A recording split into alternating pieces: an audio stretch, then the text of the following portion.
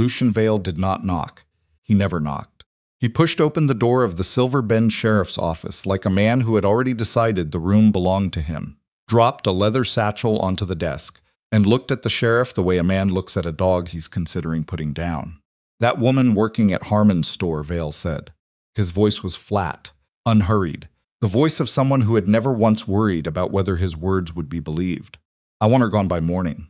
Sheriff Dale Pruitt shifted in his chair. "On what charge, Mr. Vale?"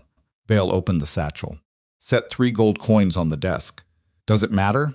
The sheriff stared at the coins for a long moment. Then he reached for his hat. That was all it took. 3 coins and a flat voice, and a woman's life in Silver Bend was over before she even knew the axe had fallen. If this story already has your heart beating faster, you are exactly the kind of viewer this channel was made for. Before we go any further, hit that subscribe button right now and turn on your notifications, because stories like this one land here every single week. Tap the like button if you believe a woman worth destroying is usually worth knowing. And drop a comment telling us the city and country where you're watching from. We want to see how far this story travels. Now, let's go back to where it all began. The trouble with Red Willow Ranch was that Wesley Thorne had stopped noticing how quiet it was. That kind of quiet happens slowly. A man loses something large enough to rearrange the shape of his days, and he fills the emptiness with work, not because the work matters more than what he lost, but because work doesn't ask questions. Horses don't look at a man with eyes full of pity. They don't lower their voices when he walks into a room. They need feeding and watering and exercising and doctoring, and all of that takes hours, and hours are exactly what Wesley needed to burn. He was 34 years old in the fall of 1889, and he had the kind of face that had been good-looking once, but had been left out in the weather too long. Lines at the corners of his eyes, a jaw that needed shaving more often than he bothered. Hands that were permanently calloused and permanently useful, which was the way he preferred them. He'd built Red Willow from 40 acres his father left him into a working horse ranch that stretched across the best grazing land in the Silver Bend Valley. And he'd done it alongside a woman named Clara, who had laughed easily and argued fiercely, and then died of a fever 3 winters ago. And he had not entirely recovered from that, and he did not speak about it. And most of the people in Silver Bend knew better than to bring it up. What he had instead of a wife was work. What he had instead of a family was 32 horses, 4 ranch hands, a barn that needed new siding on the north wall, and Blackjack. Blackjack was the problem and the pride of Red Willow, depending on the day, and depending on whether you were standing close enough to get hurt. He was a black stallion of extraordinary quality, broad chest, deep hindquarters, a head that carried intelligence in the way some horses' heads do, where you look at them and understand immediately that what's happening behind those dark eyes is more than instinct. He was also dangerous. Not mean. Exactly, Wesley had been around mean horses and knew the difference. Blackjack was damaged. Someone before Wesley had gotten hold of him young and decided that breaking a horse meant exactly what the word sounded like, and the damage ran deep. Wesley had purchased him 2 years ago from a livestock auction, paid too much money, and spent those 2 years establishing the simplest possible agreement. Wesley would not hurt him, and Blackjack would not kill anyone. They had arrived at something like mutual tolerance, which for Blackjack passed as trust. But the stallion took no strangers into his space. Wesley's ranch hands had learned this the hard way, one thrown man at a time, until the unspoken rule settled over Red Willow like a posted sign. Blackjack's corral was Blackjack's territory, and you stayed on your side of the fence. That was the state of things the morning Rosalie Everwyn rode up the main track to Red Willow and asked Wesley for a job. He almost said no before she finished asking. He had seen her once before, about 3 weeks earlier in town. She'd been coming out of Harmon's general store with a small parcel, and he'd been coming in, and they'd done that awkward doorway dance where neither person knows which way to step.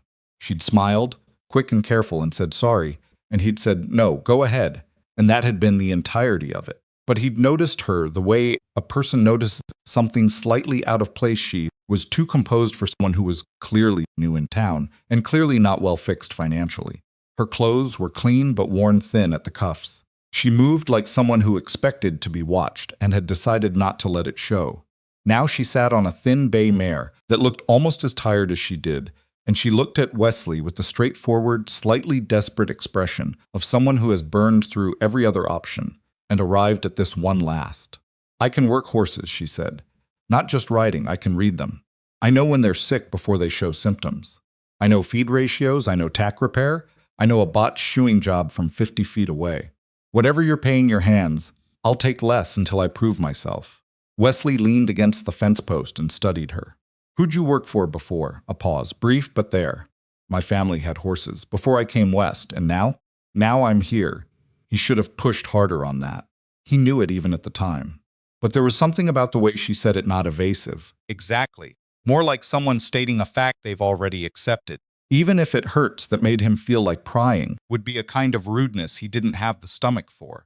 I've got 4 hands already, he said. Do any of them know horses the way I just described? He looked at her a moment longer. What's your name? Rosalie Everwyn. Wesley Thorne. He didn't offer his hand. She didn't expect it. I've got a bunkhouse that's got a room off the back end, with a proper door and a lock. My hands won't bother you. If they do, you tell me and they answer for it. He paused. $50 a week to start. If you're what you say you are, we'll talk about more in a month. She nodded. That's fair. It might not be, he said. I haven't decided yet. He wasn't sure why he said that.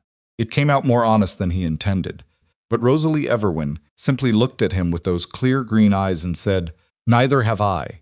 And somehow that settled it between them in a way that shaking hands wouldn't have. She started the next morning.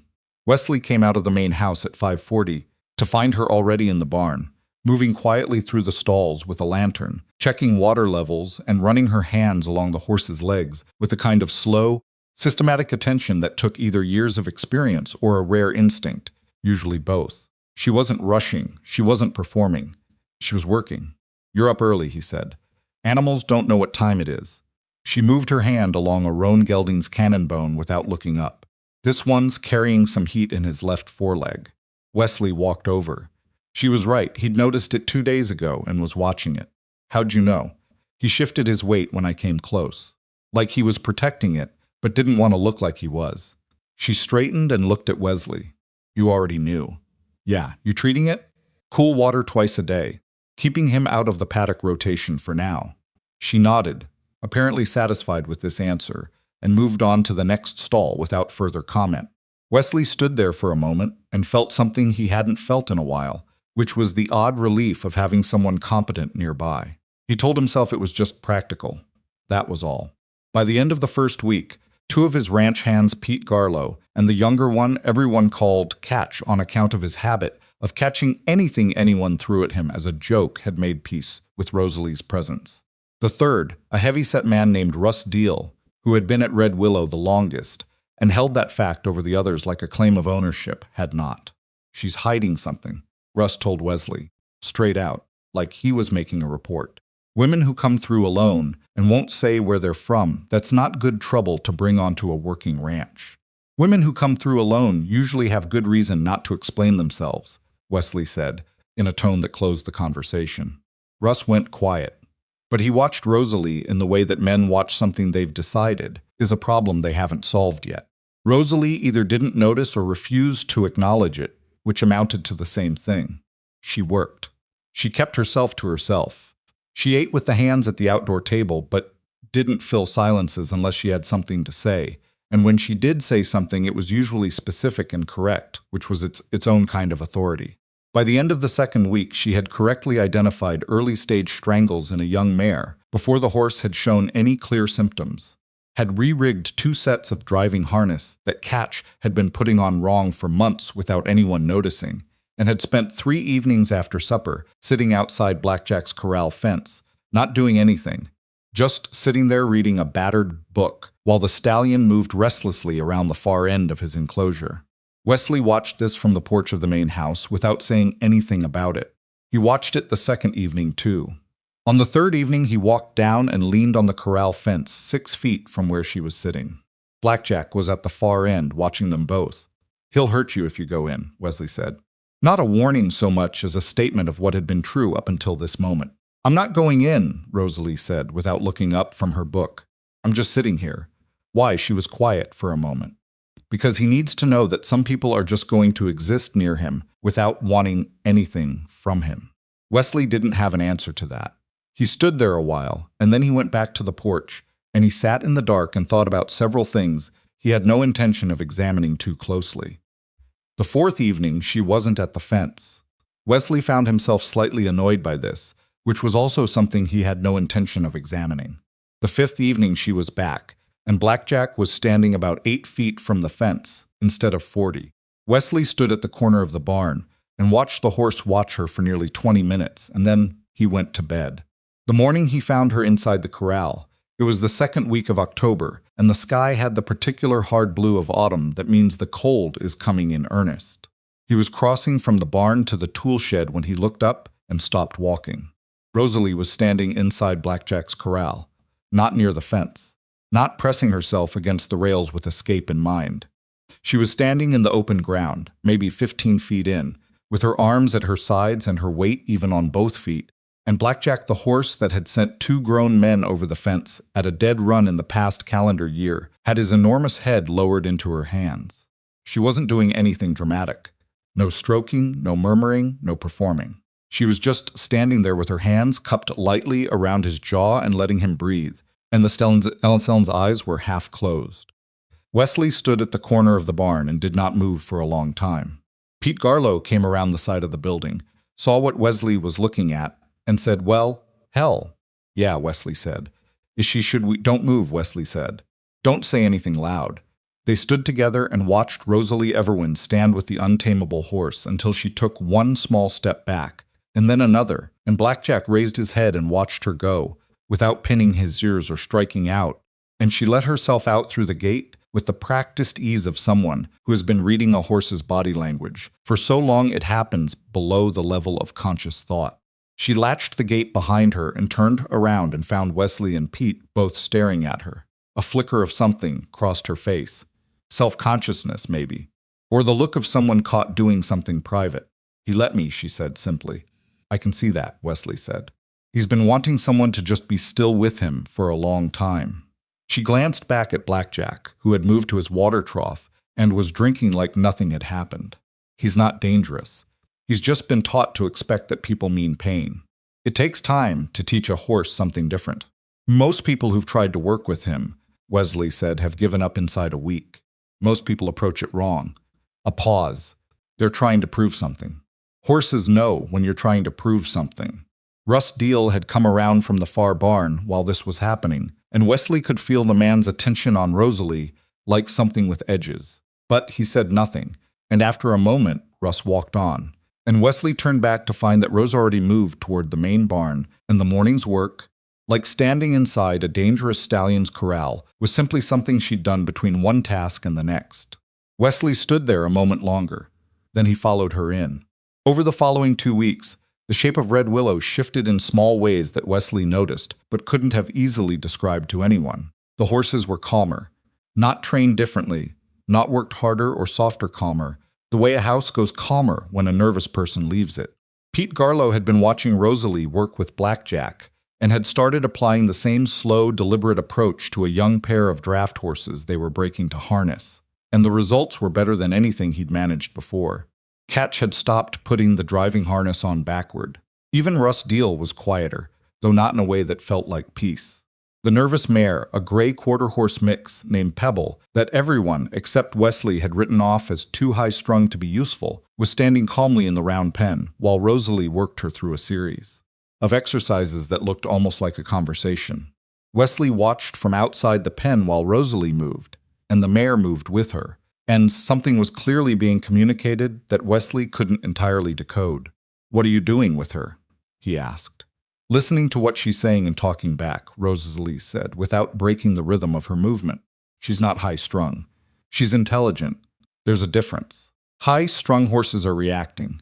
Intelligent horses are thinking, and thinking horses need problems to solve or they go sideways. You're giving her problems to solve. I'm giving her work that uses her brain." Rosalie looked at him sideways. "She's going to be your best horse in 3 months. You'll see." Wesley could not think of a reason to argue with this. It was the 3rd week when news from town began arriving in the form of Pete Garlow, who went into Silver Bend every Saturday for supplies, and came back with grain, nails, coffee, and rumor. The rumor this particular Saturday was about a man named Lucian Vale. "Big money," Pete said, setting feed sacks down in the barn while Wesley and Rosalie listened. Livestock investor out of Billings, they're saying. Made a fortune buying and selling breeding stock. He's looking at putting together a horse depot for the railroad, talking about jobs, contracts, the whole thing. Half the merchants in town are already treating him like he's going to make their fortunes. What's the other half doing? Wesley asked. Pete shrugged. Watching, mostly. Rosalie said nothing. She had stopped moving when Pete mentioned the name Vale, and she was now standing very still with her back to them, her hands on a set of harness she'd been oiling. Wesley caught it the stiffness, the quality of stillness that wasn't the same as simply being quiet. But he didn't say anything then. Later he would wish he had. That evening after supper, when the hands had gone off to the bunkhouse, and Wesley was closing up the barn, he found Rosalie sitting on an overturned grain bucket in the dim light, not doing anything, just sitting. You all right? He asked, she said. And then, a moment later, do you know anything about him? Vale? Not much. Heard the name once or twice over the years. Nothing specific. She nodded slowly. Rosalie. She looked up. Whatever you're carrying, he said, you don't have to tell me. But if it becomes something that lands on this ranch, I'd like a little notice before it arrives. She looked at him for a long moment with those green eyes that always seemed to be weighing something he couldn't see. Fair, she said. I'll tell you if it gets to that point. He accepted that because he didn't have a right to demand more. But he went to bed that night with the uneasy feeling of a man who has seen a storm on the horizon and doesn't know yet how fast it's moving. The storm announced itself 11 days later, and it came with a name. Wesley was at the county land office in Silver Bend, checking the surveyor's map for the fence line on his east pasture, when he heard voices in the outer room not arguing, not anything dramatic, just the particular tone of men being agreeable with a man they've decided is important. When he came out, Lucian Vale was standing at the clerk's counter with two men flanking him, looking at a map of the valley with the focused attention of a person calculating what he intends to own. He was not what Wesley expected, which he later recognized as exactly how such men were designed. Vale was in his late 50s, silver-haired, well-dressed without being flashy about it, with a face that had been handsome once and had settled into something more useful, authoritative, steady, the kind of face that made bank clerks and sheriffs relax. He was laughing at something the land clerk had said, laughing easily, and his two men were laughing with him. Then Vale looked up and saw Wesley. You must be Thorne, he said, as if he'd been expecting this exact meeting. He extended his hand. Lucian Vale. I've heard a great deal about Red Willow Ranch. Fine operation. Wesley shook the hand. It was impossible not to without being rude. Can't say I've heard much about you. Well, you will. Vale smiled in the way of someone who finds other people's ignorance charming. I'm putting together something significant for this valley. A proper livestock depot, railroad connections, breeding contracts. Real prosperity for the region. He glanced down at the map on the counter. Your valley's the right place for it. And your ranch sits on some exceptionally strategic ground. It's not for sale, Wesley said. Didn't say it was. Vale smiled again. But a man smart enough to build what you've built is smart enough to recognize opportunity when it's being offered. I'll keep that in mind, Wesley said. He walked out before Vale could say anything else.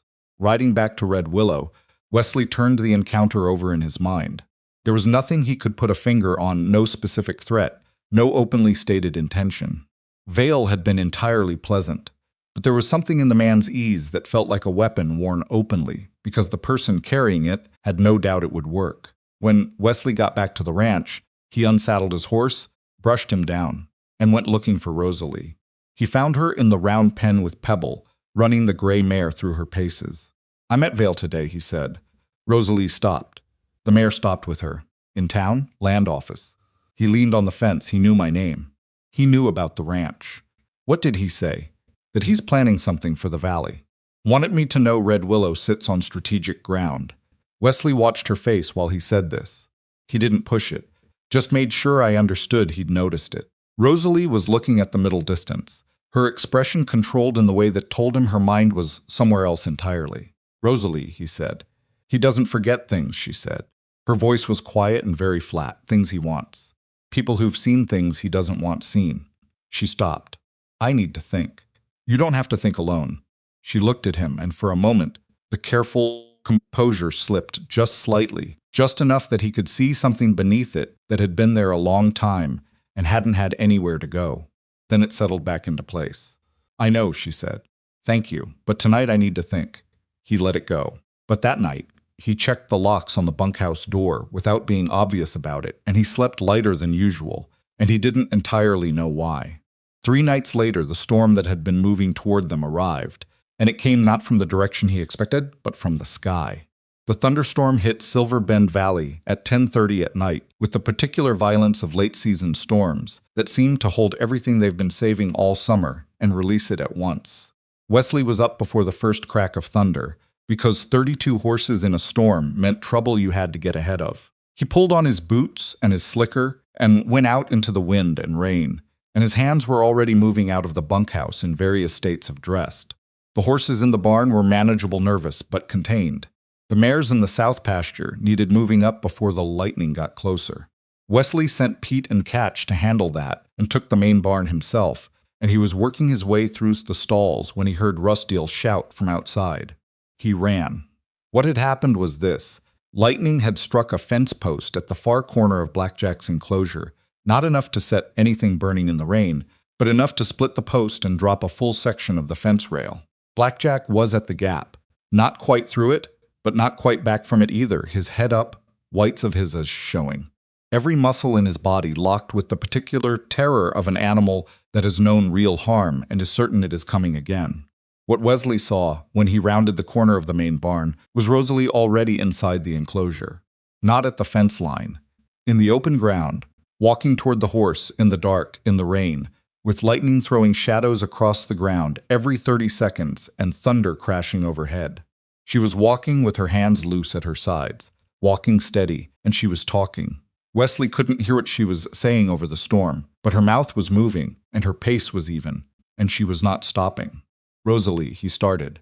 "Stay back," she said, without turning around. He stayed back. He watched her close the distance between herself and Blackjack in the dark and the rain, while lightning split the sky overhead, and the horse's fear was a visible thing in every line of his body. 5 feet, 4 feet, 3, she stopped, extended one hand slowly, not reaching, just offering. Blackjack trembled. 1 second, 2, 5. The thunder rolled over them, and the horse trembled again and pressed his nose into her palm. She moved her other hand to his neck. Slowly, he let her. She took one rein, one step, and she walked him, this horse that had thrown grown men and shattered fence rails in his panic, walked him directly away from the broken fence and into the open ground of the corral, speaking to him all the while. Wesley crossed the broken section of fence and came to help. Rosalie handed him a rein without a word. Together, they walked Blackjack to the far side of the enclosure, and Wesley took him while Rosalie went back to drag the fallen rail up and prop it back into place. It wouldn't hold long, but it would hold tonight. When she turned back to help Wesley hold the horse, she was moving fast, and the rain had soaked her through. And as she reached for the second rein, her sleeve pushed up her forearm. When she dragged, the fence rail pulled back further, and in the next flash of lightning, Wesley saw it clearly on her upper arm. A burn scar. Deliberate. Not an accident. The shape of a twisted horseshoe crossed by the letter V, the edges of it healed old and permanent. He went still. He knew that mark. He had seen it once before, on a horse he'd bought at auction 2 years ago, an auction where someone had told him, quietly, that the previous owner had used that mark to claim anything he touched. V for Vale. Rosalie saw where he was looking. She yanked her sleeve down and took the rein from his hand and turned to face the horse, and her shoulders were rigid, and she said nothing. He said nothing either. Not then. There was too much rain, and too much horse, and too much he did not yet understand. But when they had walked Blackjack into the barn, and gotten him settled in the largest stall with fresh hay and water, and when Pete and Catch had come back in from the south pasture, and Wesley had sent them back to the bunkhouse, and when it was just Wesley and Rosalie standing in the dim barn with the storm hammering the roof overhead, she said, before he could speak, "Please don't make me tell you." Her voice was very quiet. There was no self-pity in it. It was the voice of someone who has asked for exactly one thing. "All right," he said. She looked at him, and the surprise in her face was small but real. She had expected argument. She had expected the kind of pushing that most people do when they feel owed an explanation. "All right," he said again. "Not tonight. When you're ready." The rain hammered the roof. One of the horses shifted in a stall, a soft, sleepy sound. Rosalie looked down at her sleeve. at the shape of what was beneath it. And then she looked up at Wesley Thorne with eyes that had been carrying something very heavy for a very long time. "It won't be long," she said. "He's already here." Wesley's understood enough by then. Not the story, not the full truth of the scar and the man and the years between, but enough. Enough to understand that what he had been looking at all along was not a woman with a past she was ashamed of. What he had been looking at was a woman who had survived something that was supposed to kill her and had kept moving, and had arrived at Red Willow not by accident, but because people in enough danger eventually recognized the places they might be safe. He had built Red Willow to be that kind of place a long time ago. He had forgotten that, somewhere in the years of quiet and work and carrying his own weight of loss. Standing in the barn in the dark while the storm began to ease, he remembered it. "Then we'll deal with it," he said. "When he comes." Rosalie pulled her wet sleeve down one more time, straightened her back, looked at him with something that was not yet trust, was something earlier than trust, something that might become it. "You don't know what he is," she said. "No," Wesley said, "but I know what this ranch is, and I know what you are." He took his slicker from the nail by the barn door and held it out to her. "Dry off. It's late." She took the slicker. The storm moved east and the dark settled, and somewhere in Blackjack's stall the great horse breathed slowly and steadily, the sound of an animal that has finally, for one night, put down its fear. She did not tell him that night. She didn't tell him the next morning either, and Wesley didn't push. He went about the work of the ranch the way he always did, up before the sun, barn before breakfast. The day's labor arranged by what needed doing rather than what he felt like doing, and he let Rosalie find her own way to the moment when the words would come. He understood, in the way that people who have carried their own unspeakable things understand, that forcing the story out of someone rarely produces the truth of it. It produces a performance of the truth, edited for the listener, and he didn't want that. He wanted the real thing, whenever she was ready to give it. What he got instead for the better part of a week was work. And the work, it turned out, was its own kind of language between them. The fence that lightning had taken down had to be properly repaired, not just propped up in the dark. Wesley and Pete spent most of Monday pulling the split post and setting a new one, and Rosalie worked beside them without being asked, tamping earth, holding rails level, fetching hardware from the tool shed with the efficiency of someone who had done this kind of labor before and didn't regard it as beneath her. Russ Deal watched from a distance with his particular expression of suspended judgment and said something useful, and Wesley noted it. Blackjack, for his part, stood at the far end of the repaired enclosure and observed the whole operation with what Wesley had started thinking of against his better instincts as interest. "He's watching you," Rosalie said when the last post was set and Wesley was packing his tools. "He watches everything. Not the way he watches you." She was looking at the stallion. "He knows this is his place. He knows you built it for him." She paused. "He just doesn't know yet whether that means you're safe." Wesley looked at Blackjack, who was looking back at him with those large, dark, complicated eyes. "I've had him 2 years. I know." She picked up the post-hole digger. "Some things take longer than they should. Doesn't mean they won't get there." Wesley wasn't entirely sure she was still talking about the horse. He carried that thought with him through the rest of the week, turning it over the way a man turns a stone in his hand without quite committing to putting it down or throwing it. The week after the storm, Pete came back from his Saturday run into Silver Bend with news that had lost all its casual quality and become something sharper. He dropped the supply wagon's brake and came to find Wesley immediately, which he didn't usually do. "Vale's made an offer on the Hendricks property," Pete said. "Bought it outright. 3 days ago." The Hendricks property was 2 miles north of Red Willow, a modest cattle operation that old Tom Hendricks had been running half-heartedly since his wife passed. Wesley had known Tom Hendricks to be selling. Eventually the man was 68, and his only son had gone to work the mines in Colorado years ago. But the speed of it sat wrong. "What did he pay?" Wesley asked. "More than it's worth by a third, they're saying." Didn't argue, didn't negotiate, just put the money on the table. A man who pays above market value for a property he doesn't need does it for one of 2 reasons: he's foolish, or he's buying something the price doesn't reflect. Lucian Vale did not strike Wesley as foolish. "Anything else?" Wesley said. Pete hesitated. "He's been asking around, about Red Willow. Who works here? How long you've been operating? What your water rights cover?" He paused again. "Someone told him you'd taken on a new hand recently. A woman." Wesley was very still for a moment. Who told him? Don't know. Could have been anyone in town who'd seen her. That evening, Wesley found Rosalie in the barn, doing what she often did in the evenings, working without apparent urgency, her hands busy while her mind seemed to be somewhere else.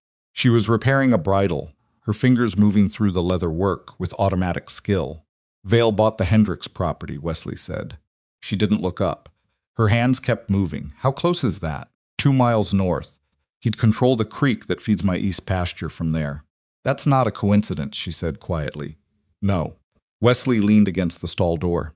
Pete said someone told him about you, that there was a woman working out here. Her hands stopped. For a long moment she sat very still, the bridle across her lap, looking at nothing in particular. Then she said his name was Thomas, my brother, Tom. He was 31 when Vale came for the farm. She said it the way people say things they have rehearsed for a long time, without expecting to ever actually speak. We had a place in eastern Wyoming. Small, maybe 200 acres. But what we had on it, the horses we'd bred, 3 generations of them, they were something. There's a bloodline that comes from a particular strain of mountain-bred stock that most people don't know how to look for. We knew. Our grandfather knew it first. You could see it in how the horses moved the way they thought. Intelligent, enduring, the kind of horse that doesn't quit. She paused. Vale found out about our foundation mare. Her name was Belle, short for Bellflower. She was 15 years old, and she was the source of everything. Wesley sat down on the stall rail without saying anything. He came with an offer first, Rosalie continued. Tom said no. Vale came back with a higher number. Tom said no again. Tom said no wasn't about money. It was about, you can't sell something like that. It's not a horse anymore. It's the whole history of your family, everything your grandfather built. You don't put a price on that. Her voice was controlled but thin now, like paper held up to light. Vale came back a third time, and he didn't come with money. He came with 4 men and fire. The barn was very quiet. Outside, somewhere in the pasture, a horse called once and went silent. Tom went out to stop them, she said. He shouldn't have. He should have stayed inside. But Tom was never the kind of person who could stand back while something being destroyed. She stopped, started again. I was in the barn trying to get Belle out through the back gate. I heard it happen. And then 2 of the men came around and found me, and Vale was with them, and he said, she cleared her throat. He said the simplest way to deal with a problem was to make sure it couldn't talk. He had one of them hold me, and he did the branding himself. Then they left me there. Wesley said nothing. There was nothing adequate to say, and he had sense enough to know it. He left me because he thought no one would believe a woman with no property and no brother against a man with his kind of money, Rosalie said. And he was right. I went to the county sheriff, and the sheriff told me to go home. I didn't have a home anymore, so I moved, and I kept moving. She smoothed the bridle across her knee. I've been moving for 6 years. The silence held for a moment, and then Wesley said the only thing he could think of that was both true and not useless. You stopped moving here. Rosalie looked up at him for the first time since she'd started talking. I did, she said. Then we'll deal with whatever's coming from that direction, he said. Together. You don't have to figure out what that looks like tonight. She looked at him a while longer, and then she nodded and went back to the bridle, and Wesley sat with her in the barn until the light went and the horses settled, and neither of them said much more, and that was exactly right. What Vale did next, he did carefully and without anything that could be directly called a threat. He appeared at the Silver Bend Merchants Association meeting the following Thursday. Wesley heard about it from Emmett Cole, who ran the feed store and had known Wesley for 15 years. Vale had attended as a guest, sat quietly through the business portion, and then been invited to speak about his plans for the valley. He spoke for 20 minutes. By the end of it, he had promised a railroad horse depot that would put 200 men to work inside 3 years, a contract feed program that would triple what local merchants currently moved, and the kind of sustained prosperity that had been abstract talk in Silver Bend for a generation. He's smart, Emmett said to Wesley over the counter. He doesn't ask for anything in that meeting. He just lays out what he's going to do. Makes the asking feel like it comes from you. What's he actually need? Wesley said. Water, mostly. And land on the south end of the valley to build the depot facility. Emmett looked at him steadily. Your south pasture. It's not for sale, I know that. A pause. But he's done something clever. 3 of the merchants, Harmon, Briggs, The Calloway brothers, they've already signed preliminary contracts with his people. Supply agreements for the depot. If the depot doesn't happen, those contracts are void, and they lose the advance money they were paid. He leaned on the counter. He's tied people's money to his plans before he's even asked you. Wesley understood the shape of it immediately. It was elegant, in the way that traps are elegant, the mechanism simple, the result certain, and the victim arrives at it without quite knowing they've been moving in one direction all along. He's making it so the town needs Red Willow to say yes, Wesley said. He's making it so the town needs Red Willow to say yes, Emmett agreed. That week, a fence on the eastern boundary of the ranch was found cut, not broken cut, cleanly, with wire cutters. 3 of the younger mares had wandered through the gap and had to be retrieved from the brush along the creek. Wesley could not prove it was done deliberately. He repaired it. The following week, 2 more fence sections down the south pasture line were found the same way. This time it was Russ Deal who found them, coming back from his morning check of the water troughs, and this time he came directly to Wesley with his hat in his hand and his expression stripped of its usual watchfulness. "Someone's doing this," Russ said. "Wire doesn't cut itself." "No," Wesley agreed. "It doesn't." "You think it's Vale's people?" "I think it's convenient timing." Russ was quiet for a moment, turning his hat brim in his hands. "I said some things about Miss Everwyn when she first came, that she was trouble." He said it without preamble, which was the closest Russ Deal ever got to an apology. "I've been watching her work. She's not the trouble." "No," Wesley said. "She's not." The mare named Pebble, meanwhile, had become exactly what Rosalie had predicted. Wesley watched it happen in increments, the gray horse sharpening under Rosalie's work into something precise and responsive, her earlier anxiety channeled into attentiveness, her intelligence finding its expression in partnership rather than panic. By the 3rd week of October, Pebble was working cattle with a focus that embarrassed horses that had been trained to it for years. "You were right about her," Wesley told Rosalie one evening, watching Pebble in the paddock. "She just needed someone to explain what was expected," Rosalie said. "She wanted to work. She just didn't know what the work was. What changed it?" "I stopped trying to calm her down." Rosalie's eyes were on the mare. "When you try to calm a horse like that, you're actually telling them there's something to be afraid of. You have to act like everything is ordinary. Like, of course you're going to do this thing together, like it's already settled. And then they believe you." She paused. "She's the same as Blackjack, really. She just needed to believe that whoever she was working with had already decided it was going to be all right." Wesley looked at her sideways. "Where'd you learn to think about horses that way?" "My grandfather mostly, and just being with them. A long time." She watched Pebble circle the paddock. "He used to say that the most dangerous thing you can do with a horse is lie to them. They figure it out faster than people do, and they don't forgive it as easily." Wesley thought about that for a while. "That's true of most things worth having." She glanced at him, and something shifted briefly in her expression, too quick to be read, too real to be nothing. Then she looked back at the mare. The first visit from Vale's men came on a Tuesday. Wesley was at the main house, going through his account ledger when Pete knocked and said there were 2 men at the gate, saying they were from Vale's operation and wanted to speak with the owner. Wesley went out. The 2 men were positioned the way men position themselves when they want to communicate authority without being that's about it, one slightly forward, one slightly back, and to the side, giving the man in front room to speak while the man behind watches. The one in front was well-dressed, which in Wesley's experience meant he was there to say the pleasant version of the message. The one behind was not particularly well-dressed, which meant something else. "Mr. Thorne," said the well-dressed one, "Mr. Vale wanted us to stop by personally and express his continued interest in opening a dialogue about the South Pasture. He understands you've been hesitant, and he wanted to assure you that he's prepared to be very generous on terms." "I've told Mr. Vale the property isn't for sale," Wesley said. "Of course. He respects that position entirely." A pause. "He also wanted me to mention that he's aware you've had some trouble with your fencing recently. Seems like the valley is getting less settled than it used to be. He'd hate for Red Willow to suffer for it." Wesley looked at the man for a moment. "Is that a concern or a threat?" The man smiled pleasantly. "It's a concern, Mr. Thorne. Mr. Vale has a great deal of concern for his neighbors. You can tell Mr. Vale that Red Willow's been standing 30 years, and it'll stand 30 more. Tell him I said that exactly." The man nodded, still pleasant. The other man, who had said nothing, had been looking past Wesley toward the corral and the barn during the whole exchange. Looking, Wesley realized, not at the buildings, but past them, looking to see who else was on the property. Looking for someone. After they left, Wesley stood at it for a moment and watched the road. Then he went back inside and found Rosalie in the barn, and he told her what had happened, the whole of it. She listened without interrupting. "He knows I'm here," she said when he finished. "Probably. You haven't hidden yourself." "No." She said it like she was hearing the shape of a decision she'd already made a long time ago. "I stopped doing that when I came here.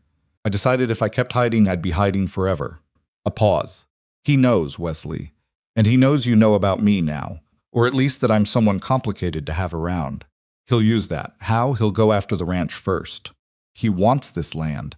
He'll put pressure on it from every direction: the fences, the merchants, your credit, your hands, until keeping Red Willow feels like more trouble than it's worth. And when you're tired enough, he'll make you an offer that looks reasonable." She met his eyes. He's done it before.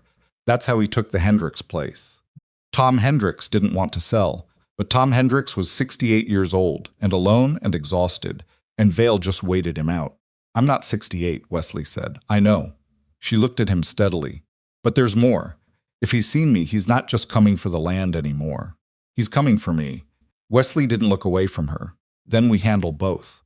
"Wesley, I heard what you told me about what he did to your brother," he said. "I heard it. I'm not making light of it. I know what kind of man he is." He held her gaze. "But you running didn't stop him. You've been running 6 years, and he's still doing it the same thing, the same way, to somebody new every time. Running doesn't stop men like that." She was quiet for a long moment. "What does?" she said. Not hopeless, not rhetorical. She actually wanted to know. "Evidence," Wesley said. "Paper. Proof they can't burn." He paused. "What do you know about the horses he took from your family?" She frowned slightly. "What do you mean?" "Your bloodline. The horses he stole from your farm. Do you know what marks they carried? What distinguishing characteristics?" "Yes. Our grandfather marked the foundation bloodline horses with a notch on the left ear. Very specific, a double notch, close together like a small V. We kept records of every horse in that line going back 20 years. Are those records gone? The ones on the farm are." But she stopped. "My grandfather kept copies. He sent duplicates to a land registrar in Cheyenne once a year. I didn't. I never had the money to go back there and check, and I wasn't sure they'd still have them." "Would they?" Wesley pressed. "The registrar's office holds papers for 40 years, she said slowly. "If the copies were filed, they'd still be there. Then that's where we start." He paused. "But first I want to look at something." He stood. "Come with me." He led her to Blackjack's enclosure. The stallion moved toward Rosalie. As they approached, he did that now, without fanfare. The way horses approach someone they've decided is theirs. Wesley opened the gate and they went in, and he positioned them on the stallion's left side, while the horse stood patient under Rosalie's hand. "He came to me at auction from a collapsed estate," Wesley said. "The handler said they didn't know his full history. I bought him because he was exceptional, and I could see past the damage." He reached up and moved the stallion's thick black mane to the side, revealing the skin beneath. "I never paid much attention to this because I thought it was an old injury scar." He pointed. Rosalie leaned in, then her breath stopped. Under the mane, in the skin of Blackjack's neck, was a faint but unmistakable mark. Not a brand at all, but a scar shaped by something very small and deliberate, the kind of mark made with a thin blade. A double-notch pattern, healed over years into a pale seam against the dark skin. Her grandfather's mark. She couldn't finish it. "You recognize it," Wesley said. "That's our mark." Her voice had gone very thin. "Wesley, that's our mark." She turned to look at the stallion's face, and Blackjack looked back at her with his dark, patient eyes, and she pressed her hand flat against his neck and stood there very still, for a long time. Wesley waited. "He's from Bell's line," she said finally. "I don't know how many generations removed, maybe 3, maybe 4, but he's from Bell's line. That's why he moves the way he does. That's why he thinks the way he does." She looked at Wesley. "Do you understand what this means?" "I think I do," Wesley said. "But tell me." "It means Blackjack is living proof that Vale's breeding stock was stolen. If we can connect him to the records in Cheyenne, the registration papers, the bloodline documentation, it establishes that Vale built his reputation on horses he stole from my family." Her hand was still flat against the horse's neck. "He didn't just take our farm, Wesley. He took the bloodline and sold horses from it across the territory for years. There are buyers out there, Ranchers, breeders, who paid good money for horses Vale had no right to sell. That's not just theft, Wesley said. That's fraud. Systematic fraud documented in his own sales records. If we can get to those records. One thing at a time, Wesley said. First, we write to Cheyenne. She nodded. She was still touching Blackjack's neck, and the horse was still, and the afternoon light was shifting toward evening across the corral. He's been here all along, she said softly. Right here. Apparently he had good taste in where to end up, Wesley said. She made a sound that was almost a laugh. Almost. The letter to Cheyenne went out with the following morning's post rider. Wesley wrote it because he had a land office account and his name carried weight in official correspondence, in a way that Rosalie's currently did not. And she watched him write it with an expression that Wesley would remember later as the face of someone watching something happen that they had stopped letting themselves believe could happen. He didn't mention that. He wrote the letter and sealed it and gave it to Pete for the post rider, and then he went back to work. The pressure from Vale's direction intensified the following week, and it did so from an angle Wesley had not anticipated. Harmon, who ran the general store where Rosalie had worked briefly before Vale's intervention ended that, came to Red Willow himself, an unusual enough event that Wesley walked out to the gate to meet him. Harmon was a thin man who had always seemed uncomfortable in his own skin, quick to adjust to whatever position the room required of him, and he was displaying this quality at full force when he pulled up in his supply wagon and climbed down and didn't quite meet Wesley's eyes. "I need to talk to you about your account," Harmon said. Wesley's account at Harmon's store was 12 years old and had never once been delinquent. "What about it?" "I'm going to need you to settle the outstanding balance before I can extend further credit." Harmon said it in a rush, like he'd been rehearsing it. "It's not personal, Wes. I've got suppliers who the terms have changed." "How much do I owe you, Harmon?" A pause. $42. "I'll have Pete bring a bank draft tomorrow," Wesley said evenly. "Is this coming from Vale?" Harmon's jaw worked. "I've got a contract with his people." "Is it coming from Vale?" He didn't. He didn't tell me specifically, but he mentioned that his suppliers would have trouble doing business with merchants who were also servicing operations that had complications. He finally looked up. "I'm sorry, Wes. I've got a wife and 2 kids, and that contract feeds my family for the next 2 years. Wesley looked at him for a long moment. He was angry, but not at Harmon. Exactly at the mechanism, at the tidy way, Vale had connected everyone's interests to his own before he made his move, so that by the time the pressure arrived, it came from people who had genuine reasons to apply it. "Pay your family, Harmon," Wesley said. "I'll find another merchant." He found one Emmett Cole's feed store would still sell to him, and Emmett, who had not signed anything with Wiesel's people and had not been paid in advance, told Vale's representative, who came to his door the following day, that he would sell to whoever he chose these, and they were welcome to leave his property. But supplies would now cost Wesley more and come from farther away, and that was the point, not to cut him off entirely, but to make every day of holding on slightly more expensive, slightly more effortful than the day before. "He's doing exactly what I said he'd do," Rosalie said that evening. She wasn't gloating about being right. She sounded tired. "I know," Wesley said. "Wesley, I can go. You know that." "I can," he said. Not roughly, just firmly. "If you say that again, I'm going to get annoyed." She looked at him. "I built this ranch," he said. "I'm not surrendering it because a man in a good suit has decided he wants it. And I'm not sending away the best horse person I've ever worked with because the same man is frightened of what she knows." He paused. "You told me running didn't stop him. You were right. It applies to both of us." Rosalie was quiet for a moment. Then she said, "The response from Cheyenne might take 3 weeks. Then we've got 3 weeks to hold on and be useful." She almost said something. He could see it, some habitual response, some automatic move toward the exit that 6 years of moving had made second nature. And then she seemed to decide against it, and instead she said, "All right." "All right," he agreed. What neither of them said, because there was no language available yet for it, was that the 3 weeks of holding on would be the closest thing to a shared life that either of them had experienced in a very long time. Not comfortable, not easy, not without friction, but shared. The work. The barn in the mornings. The evening accounting sessions where Rosalie's head for numbers proved sharper than Wesley's. The horses. Always the horses, giving them common ground, when the ground underneath everything else felt uncertain. And Blackjack, who had taken to following Rosalie's movements across the corral, with his eyes the way a compass needle follows north. who had become in some way that Wesley could not have explained to anyone, but understood perfectly, a kind of proof of what she was, of what she'd come from, of what had been taken from her and what perhaps could not entirely be taken after all. One morning, Wesley came to the barn early and found Rosalie had gotten there first, which was normal now, and was standing at Blackjack's stall with her hand through the bars and the horse's head pressed into it, and she was talking to him very quietly. Wesley stopped in the doorway and didn't go in. He couldn't hear the words. He didn't need to. He understood the conversation from the shape of it, a woman telling a horse that she recognized him, that he was the last thread of something, that she was glad he was here, and she was glad she was here. And they had both made it through something terrible to arrive at this particular barn, in this particular valley. And wasn't that something? The horse breathed slowly. His eyes were calm. Wesley went quietly back to the house and put on the coffee and waited for the day to start. The letter from Cheyenne came on a Thursday, 2 weeks and 4 days after they'd sent it.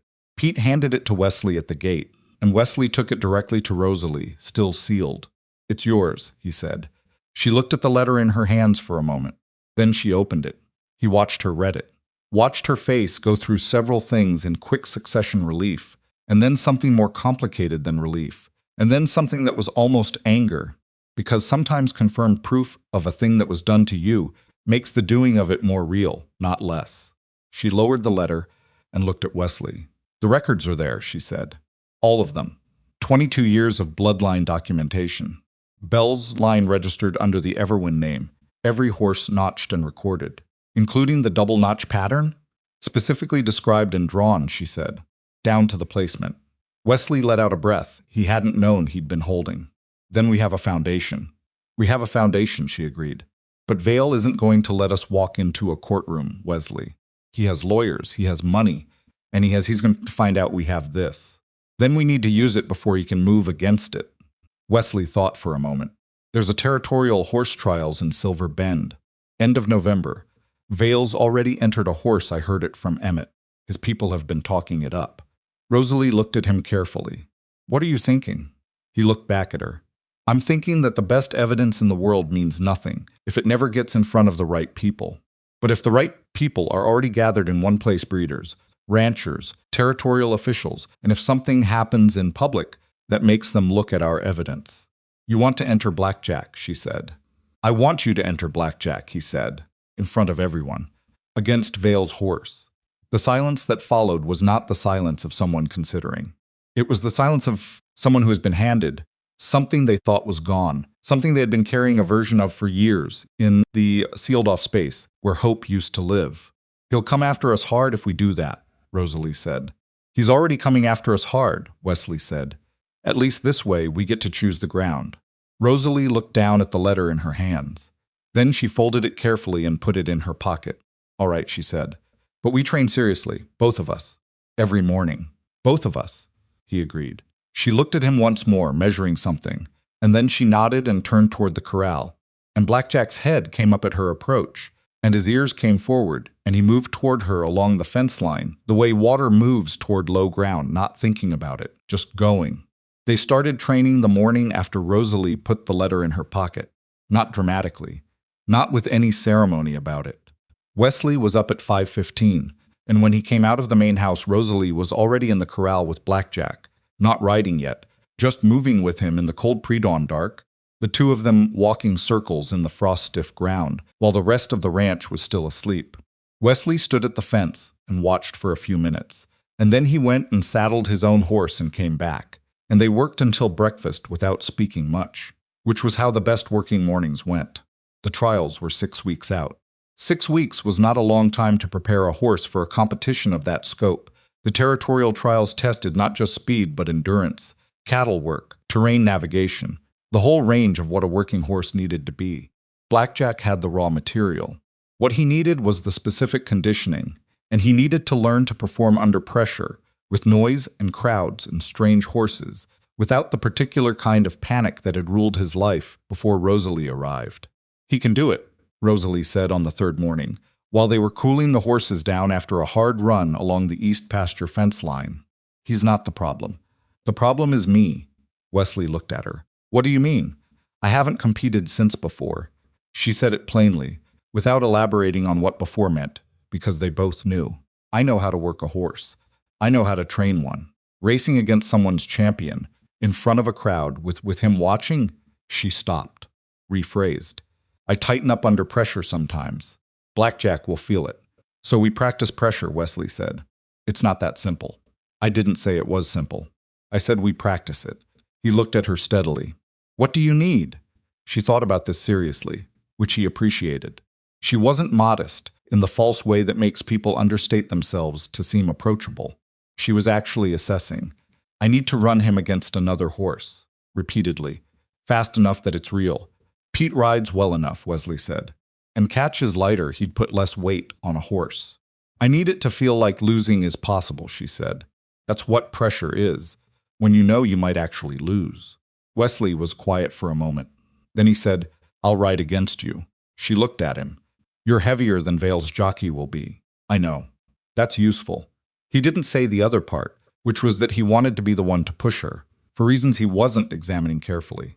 We'll run the east track, 3 times a week to start. She studied him for a moment, the way she studied horses, not sizing up exactly, but reading something. Then she nodded. All right, but you ride to win. Don't give me anything. Wasn't planning to, he said. The first time they ran against each other, Wesley won easily, and it made Rosalie furious in a contained, quiet way that expressed itself as silence and tight shoulders for the rest of the morning. She didn't say anything about it.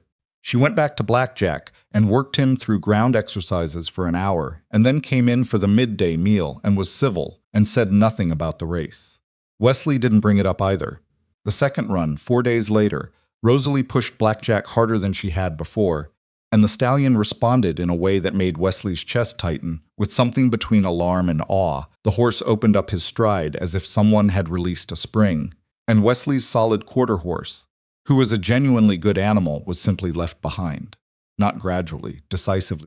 Rosalie pulled Blackjack up at the far end of the track and turned him, and she was breathing hard and the stallion was blowing, and her face had a look on it that Wesley hadn't seen before, not quite joy. Too raw for that. More like the expression of someone who has been reminded of something important about themselves, that they had almost allowed to be taken away. He rode up beside her. There it is, he said. Don't, she said. Don't what? Don't make it into something. Her voice was rough. Just let it be what it is. All right, he said, and meant it. They turned and rode back at a walk, and between them Blackjack and Wesley's horse moved in companionable quiet, and the early November sky was the color of pewter, and somewhere behind the clouds the sun was making its best effort. The pressure from Vale's direction, meanwhile, had not eased. It had found new angles. A man named Ferris, one of Vale's people, by the look of him, the same quality of careful dress over a frame that suggested a different kind of life before the suit appeared at the gate one morning while Wesley was in the barn. Pete came to get him, and Wesley came out to find Ferris standing at the gate with his hands in his coat pockets and a pleasant, empty expression. Mr. Vale wanted to make one more personal attempt, Ferris said, before the situation becomes more complicated. What situation? Wesley asked. He's acquired some additional properties in the valley. He's moving forward with the depot plans regardless of your participation. The question is whether Red Willow is part of the valley's prosperity or whether it finds itself isolated. A pause. There are some survey questions about your water rights that his lawyers have raised. Nothing definitive yet. Just questions. Wesley understood the word lawyers the way it was meant as a specific shape of threat, the kind that didn't require violence.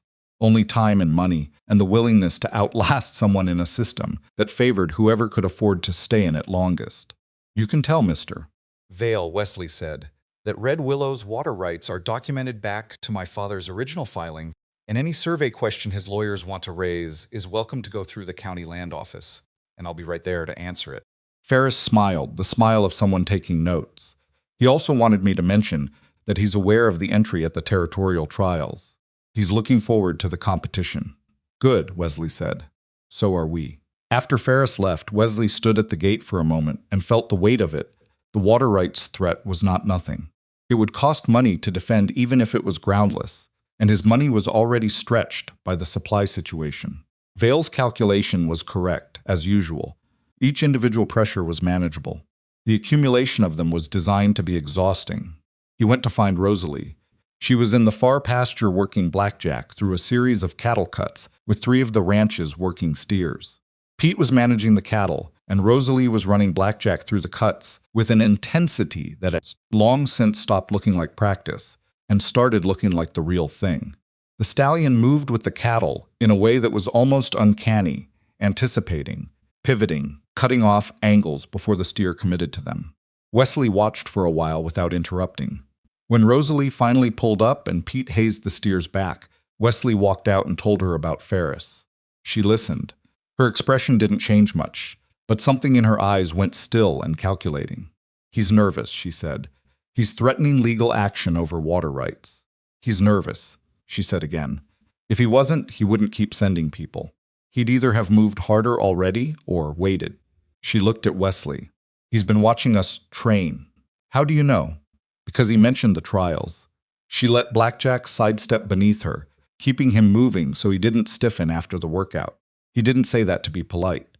He said it because he's already deciding how to deal with us entering. Which means he knows Blackjack is something he didn't account for. Wesley turned this over. "Someone's been watching the property. Or talking about it in town." She paused. "Russ." Wesley went very still. "Russ has been here longer than any of my other hands." "I know." Her voice was careful. "I'm not saying he means harm. I'm saying he talks. He goes into town on his own time, and he's the kind of man who talks when he's had a drink. And Vale's people are the kind who listen." She met his eyes. "You should talk to him." Wesley did not want to have that conversation. He had known Russ Deal for 11 years, and while the man was prickly and judgmental and not always easy, Wesley had never had cause to question his loyalty to the ranch. But he thought about the water rights, and about Ferris, knowing the exact details of their trials entry, and he went to find Russ that evening. The conversation was not clean. Russ, when confronted, went red in the face and immediately defensive, which was either the reaction of a man falsely accused or a man caught in something he hadn't intended to become. It emerged, over the course of a tense 20 minutes in the barn, that Russ had been talking at the Silver Bend Saloon, not to Vale's men directly, but to a man named Alcott, who Russ understood to be a horse trader, but who, Wesley now suspected, was feeding information upward. "I didn't think I was just talking," Russ said. His voice had lost its usual surety and become something smaller. "Alcott asked about the ranch, asked if it was true we'd taken on a new hand, asked about the horse we'd been training. I didn't think it was—" "You know what Vale wants with this ranch," Wesley said. "I didn't think a few words at a saloon were going to." "Russ." Wesley's voice was flat. "He threatened my water rights today. He knows exactly what horse we're entering and who's riding." The silence that followed was long and uncomfortable. "I'm sorry, Wes," Russ said finally, and the title came out like a different kind of thing than it usually did, humbled down from its usual certainty. "I didn't understand what I was doing. I honestly didn't." "I know," Wesley said. "I believe you. But you're going to have to stay away from Alcott and anyone connected to Vale's people. And you're going to have to decide whether you're working for this ranch or making it easier for someone to take it." "I'm working for this ranch," Russ said. "I've always been working for this ranch." "Then act like it," Wesley said, and walked out. He told Rosalie that night. She took it without surprise and without vindication, which was, he'd come to understand. Characteristic of her, she didn't enjoy being right about bad things. "What did you do?" she asked. "Told him to cut it off." "He will. Do you trust him?" "Enough. He's not a bad man." "He got played by someone better at it than him." He paused. "It's what Vale does. He doesn't need people to be disloyal. He just needs them to not understand what they're part of." Rosalie was quiet, looking into the middle distance. "My brother was like that too," she said. "Not stupid. Just he believed that if you were straightforward with people, they'd be straightforward back. He couldn't really understand someone who operated sideways." She was silent for a moment. "It's why he went out that night. He went out to talk to Vale's men. He actually thought he could explain to them why the farm wasn't for sale and they'd understand." Her voice was steady but required effort to keep that way. They understood perfectly. That was the problem. Wesley sat with this. He wanted to say something useful and found, as he often did in these moments, that nothing useful was available. So he said, "Tom sounds like someone worth knowing." She looked at him. He was. A pause. He was annoying as hell, too. He'd argue about anything.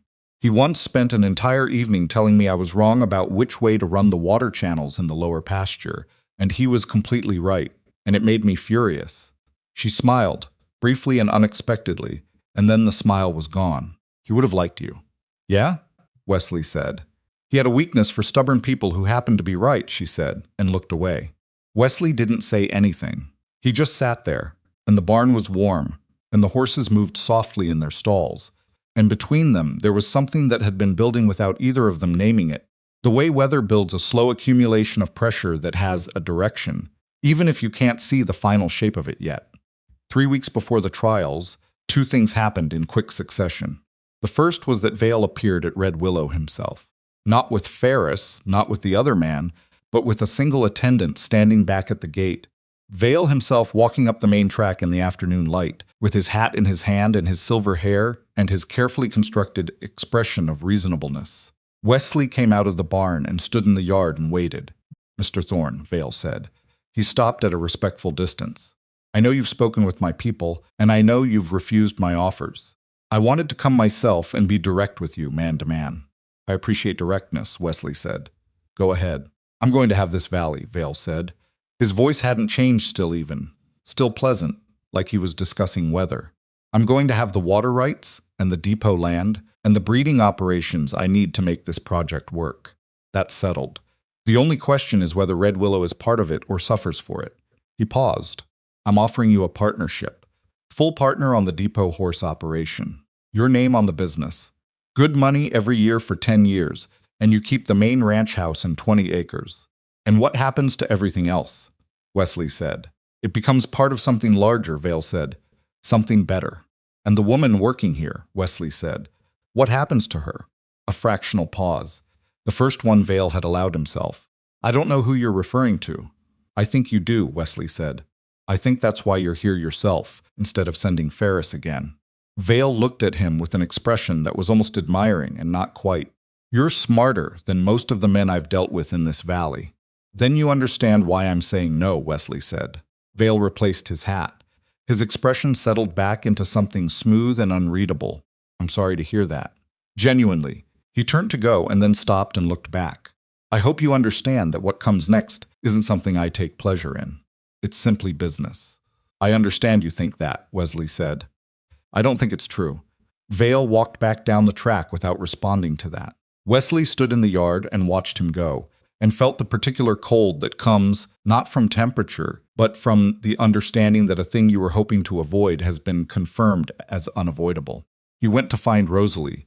She was in Blackjack's corral, no saddle, no bridle, just riding the stallion bareback with her knees and her weight and the language of her body. And she and the horse were doing something together that Wesley could not have described technically, but recognized the same way you recognize music form and feeling and intention combined into something that worked. She pulled up when she saw his face. He came himself, she said. It wasn't a question. He came himself. She slid off Blackjack and stood beside the horse with her hand on his neck. What did he say? Wesley told her. All of it, including the offer, including the way Vale had paused at her name. When he finished, she said, He's scared. You keep saying that, because it keeps being true. She looked at Blackjack. A man who wasn't scared would have moved harder weeks ago. He's still trying to buy this without it becoming visible. He doesn't want visible. Her hand moved along the stallion's neck. He needs this to look like business. Legitimate business. The way he's built everything else to look legitimate. She turned to Wesley. The moment it becomes public, the moment people start asking real questions, his whole structure starts to shake. Then we need to be very public, Wesley said. The trials, she said. The trials, he agreed.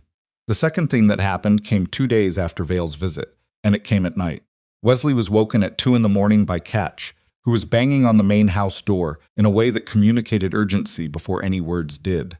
Wesley was pulling his boots on before Catch finished the first sentence. South pasture fence is down whole section, the mares are out on the road.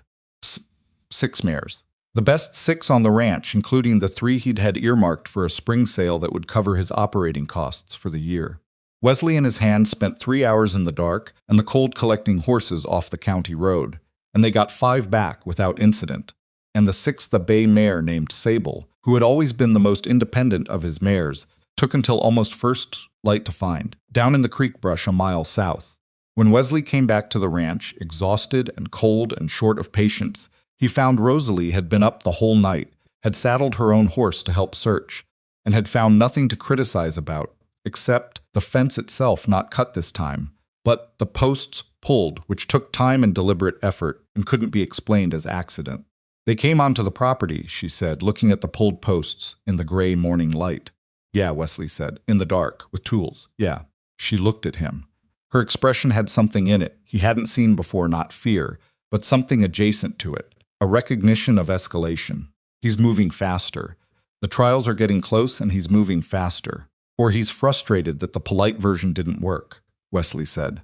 We need to be careful, Rosalie said, not just the horses. You, your hands. She said it plainly, without drama, but with a directness that told him she was thinking about her brother going out in the dark to talk to men who had come with fire.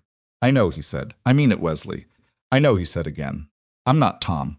Something crossed her face at that complicated, involuntary. No, you're not. He held her gaze for a moment.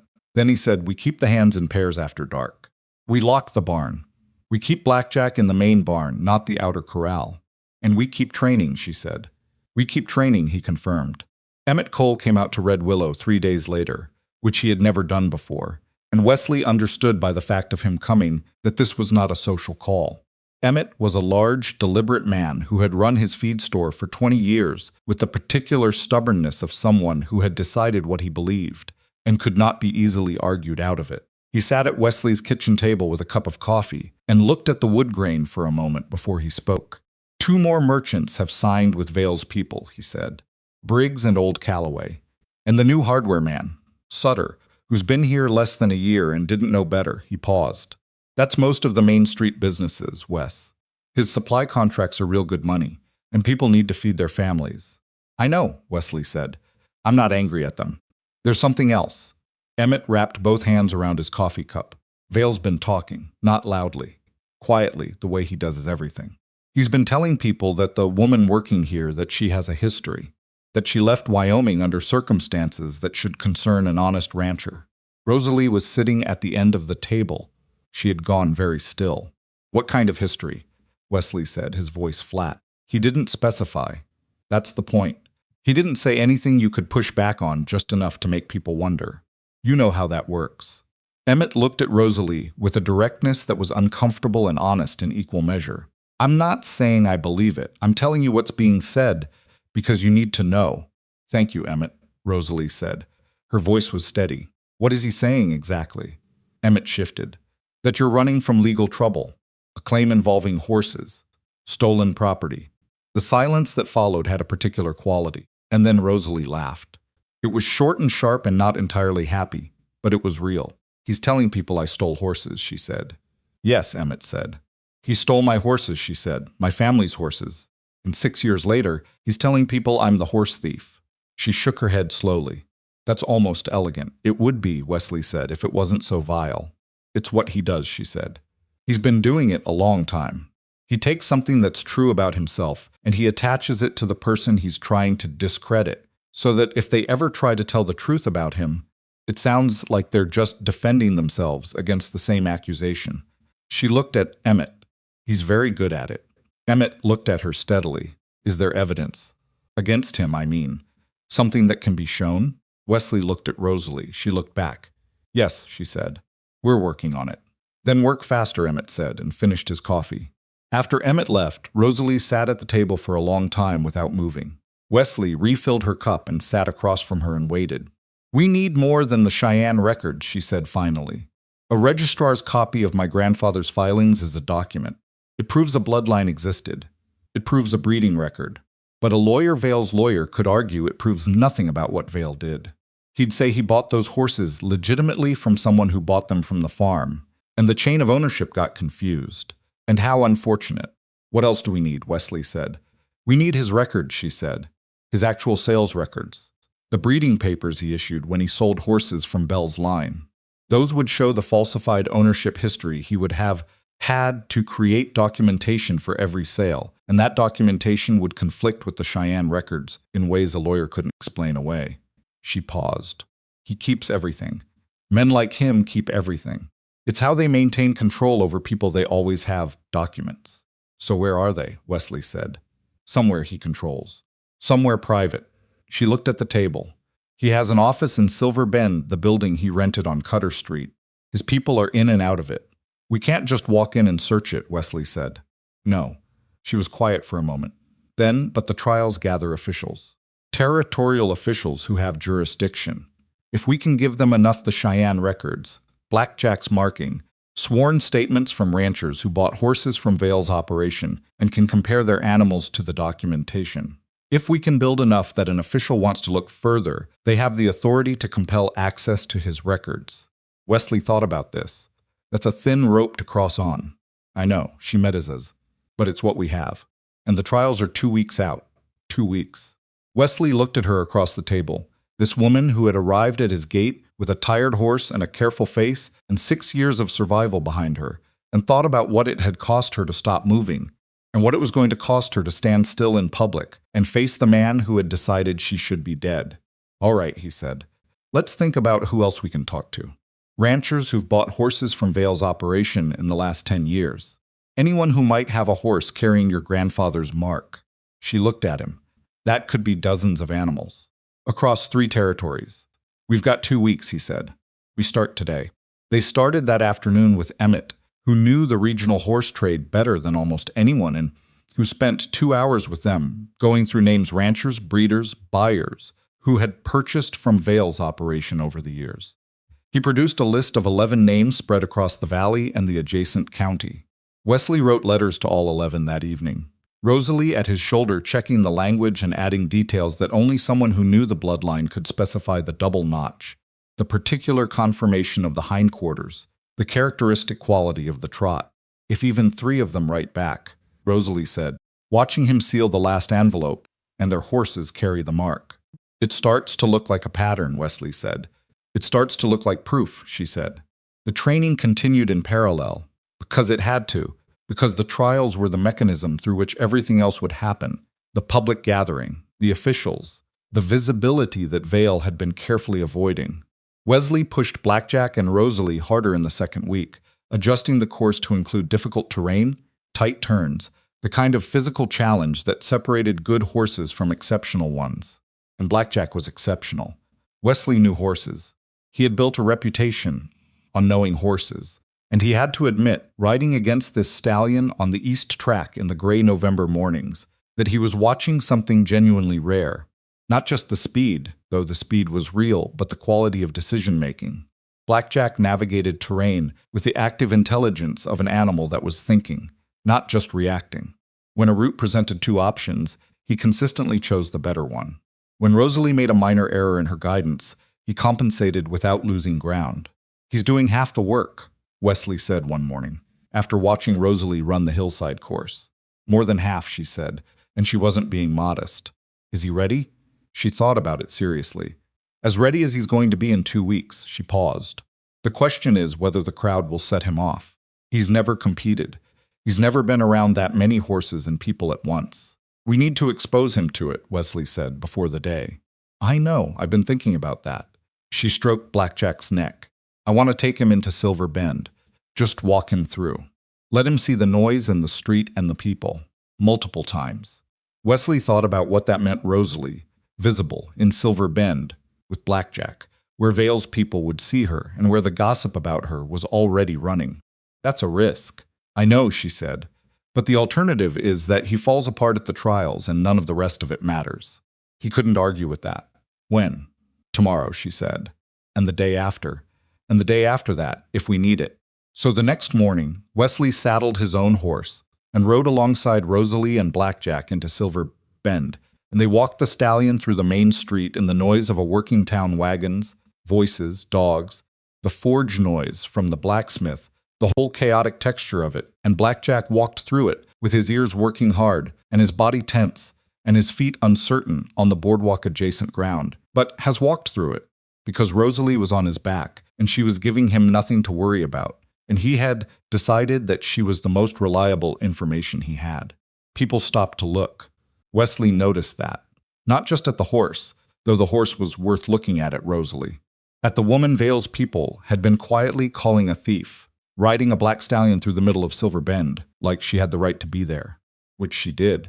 On the second day in town, a rancher named Arthur Bledsoe stopped them outside Emmett's feed store, and said he'd received Wesley's letter and that he had a mare 4 years old, bought from Vale's operation 2 years prior, with a marking on her neck he'd never paid much attention to. He described it. Rosalie went very still. "Can we come see her?" she asked. "You can come today," Bledsoe said. They rode out to Bledsoe's operation that afternoon, and Rosalie spent 20 minutes with the mare. And when she stood up from examining the animal's neck, she had the look of someone adding to a total that was finally becoming undeniable. "Same mark," she said to Wesley, "same line, same horse." Bledsoe stood nearby, watching her with an expression that had shifted over the course of her examination from polite skepticism to something more attentive. "You're saying Vale didn't own the bloodline he sold me?" "I'm saying I can prove where that bloodline came from," Rosalie said, "and it wasn't his." "How?" Bledsoe said. "Come to the trials," Wesley said. "We'll show you." Bledsoe looked at them both for a long moment. He was a big man, weathered, the kind of rancher who had built something real through hard years and didn't give trust easily because he knew what it cost to lose it. "All right," he said. "I'll be there." Riding back to Red Willow in the gray afternoon light, Rosalie was quiet for a long time. Wesley didn't push. He rode beside her and let the silence be what it was. Finally, she said, "We're going to have to stand up in front of all those people and say these things out loud." "Yes," Wesley said. "And Vale is going to be right there." "Yes." She was quiet again. Then, "The last time I was in a room with him, I was 21 years old and my brother had just died, and he was standing over me with a branding iron." She said it without drama, just stating it. "I don't think about it the way I used to, but I think about it." "I know," Wesley said. I'm not telling you that to make you worry. I'm telling you because you should know that some part of me is going to want to run when I see him." She looked at Wesley. "I'm not going to run, but some part of me is going to want to." "That's a reasonable part of you," Wesley said. "I'd worry if it wasn't there." He paused. "You know what else is there?" She looked at him. 6 years of not running," he said. 6 years of moving, yeah, but not running. There's a difference. Running means you're not thinking. Moving means you're surviving until you find the right ground. He held her gaze. "You found it." Rosalie looked at him for a long moment, long enough that Blackjack turned his head slightly to look at Wesley, too, as if he was following the conversation. "You're going to make me embarrassing," she said. "I'm going to make you embarrassed?" He raised an eyebrow. "Embarrassing. Embarrassingly hopeful." She looked forward again. "I've been careful not to do that." "Maybe," Wesley said. "That's one more thing that's worth practicing before the trials." She didn't answer that, but she didn't look away from the road ahead, and her back was straight, and beside her the great black horse moved with the patient, ground-eating stride of an animal that had also, in his own way, decided that this was where he was staying. 1 week before the trials, the first responses to Wesley's letters began arriving. 4 ranchers confirmed horses, with unusual neck markings bought from Vale's operation. A 5th wrote that he had purchased breeding papers that he had always considered oddly incomplete. A 6th, a woman rancher from the northern county, who signed her letter with the brisk efficiency of someone accustomed to not being taken seriously, wrote that she had suspected fraud for 2 years and had been waiting for someone else to say it first. Wesley laid the letters on the kitchen table, and Rosalie read them one by one. When she finished, she set them down in a neat stack and looked at nothing for a moment. "Tom would have loved this," she said. "Yeah?" Wesley said. "He would have been insufferable about it." A brief, real smile. He would have said, "I should have done it sooner." "He would have been right," Wesley said. "He usually was," she said. And then she picked up the letters and started sorting them into the order they would present them. And her hands were steady and her face was clear, and outside the window the November sky held 1 week's worth of whatever came next. The morning of the trials arrived the way difficult days often do ordinary on the surface. The sky doing nothing dramatic, the air cold and clear and indifferent to what was about to happen beneath it. Wesley was up at 4. He didn't need to set anything to wake him. He simply came out of sleep at 4 in the morning, the way a man does, when his mind has decided that whatever rest was available has been used up and the rest of the night belongs to something else. He dressed in the dark, went to the barn, and found Rosalie already there. She was grooming Blackjack with the slow, methodical strokes of someone who has been at it for a while. The stallion stood completely still under her hands, which was not nothing. This horse that had once thrown men over fences now stood in the lamplight with his eyes half closed, while the woman who had found him braided a small section of his mane and then undid it and started again. not because it needed redoing, but because her hands needed something to do. Wesley didn't say good morning. He just went to his own horse's stall and started the morning routine, and between them the barn was quiet and warm and full of the particular smell of horses and hay and lantern oil that Wesley associated, more than any other smell in the world, with the life he had chosen. After a while, Rosalie said, without turning around, "I dreamed about Tom last night." "Good dream or bad?" Wesley said. She considered this. Both. He was arguing with me about something. I don't remember what. That part felt real. A pause. Then it changed and he was just standing in a field, looking at me, not saying anything, just looking. Wesley buckled the last strap on his horse's blanket. "What did you do?" I waved at him, she said. Which sounds stupid. "It doesn't," Wesley said. She finished with the mane and stepped back and looked at the horse. Blackjack turned his head and regarded her with a steady patience he showed only her, that quality of deep attention that had nothing anxious in it. "He's ready," she said. "Are you?" Wesley said. "No," she said. "But I'm going." They loaded out an hour later. Blackjack in the trailer Wesley had borrowed from Arthur Bledsoe, who had offered it the day before with the blunt generosity of a man who had decided which side of a thing he was on. Rosalie rode up front with Wesley, and Pete and Catch followed in the supply wagon, with the tack and the entry paperwork, and the leather satchel that held the Cheyenne documents, and the 6 ranchers' letters, and a carefully written summary that Wesley had spent 3 evenings drafting, laying out the timeline and the evidence in the plainest language he could manage. Russ Deal had asked 2 days before if he could come. Wesley had looked at him for a moment. "You want to?" "I want to be useful," Russ said. "For once, properly." "Then you're coming," Wesley said. So Russ drove the supply wagon and Pete rode alongside, and they made a small convoy down the road to Silver Bend in the cold early morning. And the sun came up over the eastern ridgeline while they were still an hour out, and turned the frost on the grass to brief fire. Silver Bend on Trials Day was a different animal than Silver Bend on any other day. The town had been filling since the day before ranchers, buyers, breeders, horse traders, the merely curious, families who came for the spectacle of it. The territorial commissioner's office had sent 2 representatives, which was unusual, and which Emmett had arranged by writing a careful letter 3 weeks earlier, mentioning that the trials would include evidence relevant to an ongoing investigation into fraudulent livestock transactions in the territory. It was not a guaranteed outcome, it was a foot in the door.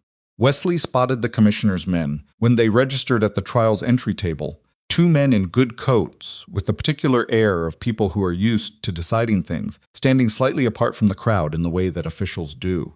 He filed Rosalie and Blackjack's entry without incident.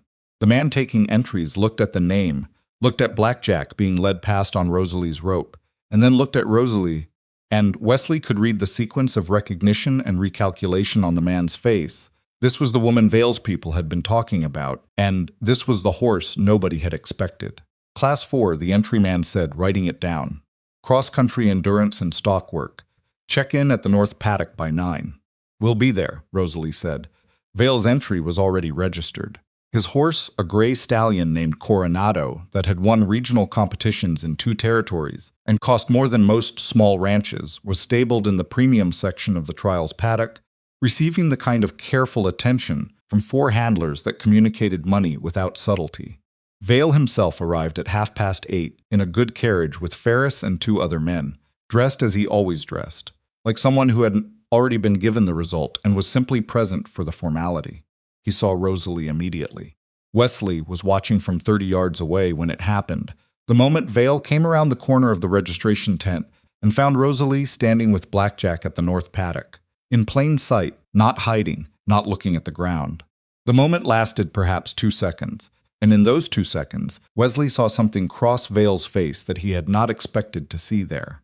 Not anger, not calculation, surprise. Genuine surprise, the kind that happens when a person has prepared for many possibilities and finds themselves facing the one they did not include. Then it was gone, replaced by the smooth public expression, and Vale turned to speak to Ferris, and Wesley could not hear what was said but could see by the way Ferris's chin came up slightly that instructions were being given. Rosalie had seen it too. "He didn't expect me to be standing here," she said quietly, when Wesley reached her. "No," he agreed. "Good," she said, and turned back to Blackjack. The trials began at 9 with the stock work phase horses and riders working cattle through a series of cut, hold, and pen exercises in a large enclosure, while the crowd gathered along the rails. It was the kind of work that separated horses, that were fast from horses that were useful, and it was the kind of work that Blackjack, under Rosalie's guidance, had been trained for over the past 6 with a specificity that Vale's handlers, preparing a competition horse, would not have replicated. Coronado was excellent. Wesley watched Vale's horse work the cattle with the practiced efficiency of an animal that had done this many times, responsive, disciplined, technically sound. The crowd approved.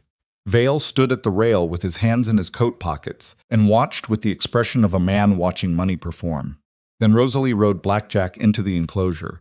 The crowd noise dropped. Not silent, but noticeably different, the particular quality of attention that happens when something unexpected presents itself, and people are trying to decide what to make of it. Blackjack entered the enclosure, and immediately a ripple of reaction went through him at the crowd noise, the unfamiliar space, the smell of too many horses and too many people in one place. Wesley, watching from outside the rail, felt his jaw tighten. The stallion's head came up, his ears working hard, and for 3 or 4 long seconds, he was simply standing there taking it in. And Rosalie was sitting on his back, doing nothing visible to manage him. Just sitting there the way she always sat, easy and even and certain. Then something settled in the horse.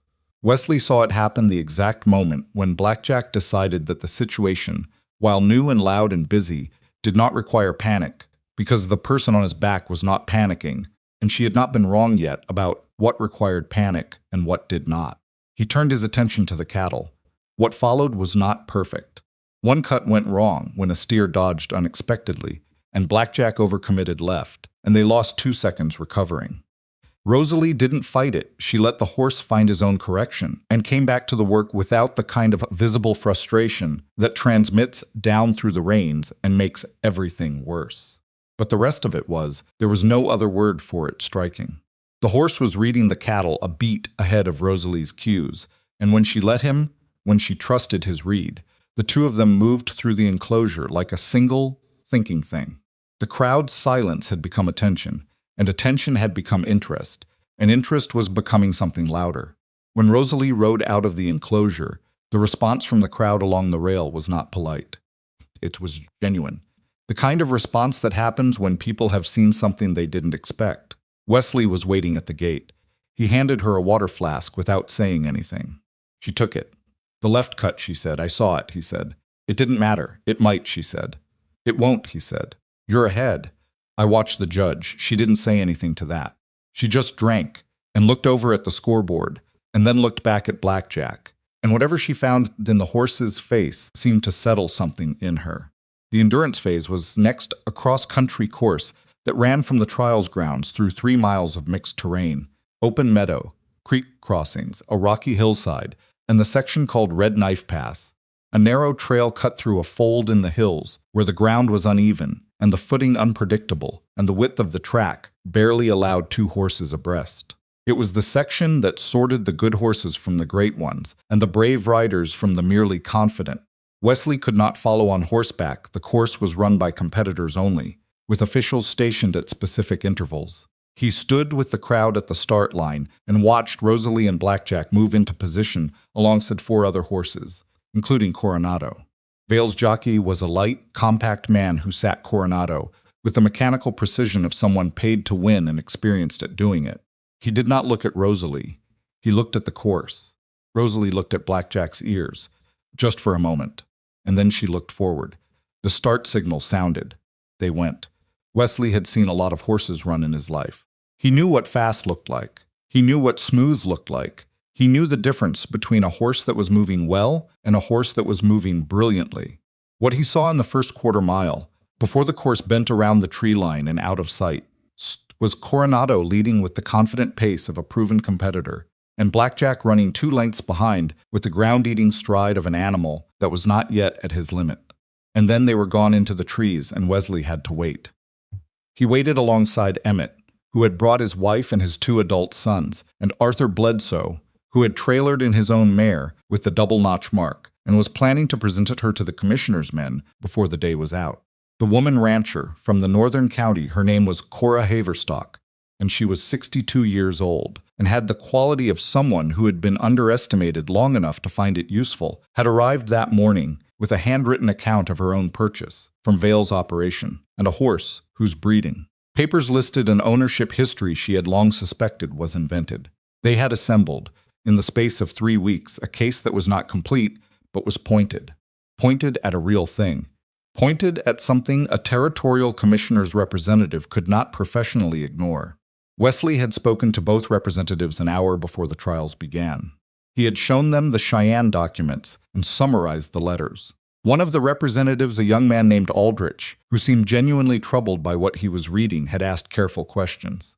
The other had been more guarded, the way people are when they're assessing how much trouble this is going to be. But they had both read the documents, and they had both looked at Blackjack, and at the description of the double-notch mark, and at each other. After the trials, Aldrich had said, "We'll need to see the horse and examine the mark formally." After the trials, Wesley had agreed. Now he stood at the finish line area and watched the crowd and watched the hills and waited for the course to return them. He almost missed what was happening at the far edge of the grounds. It was Russ Deal who caught it. Russ, who had spent the morning being quietly useful in exactly the way he'd promised, handling the trailer and the equipment and staying visible without being in the way.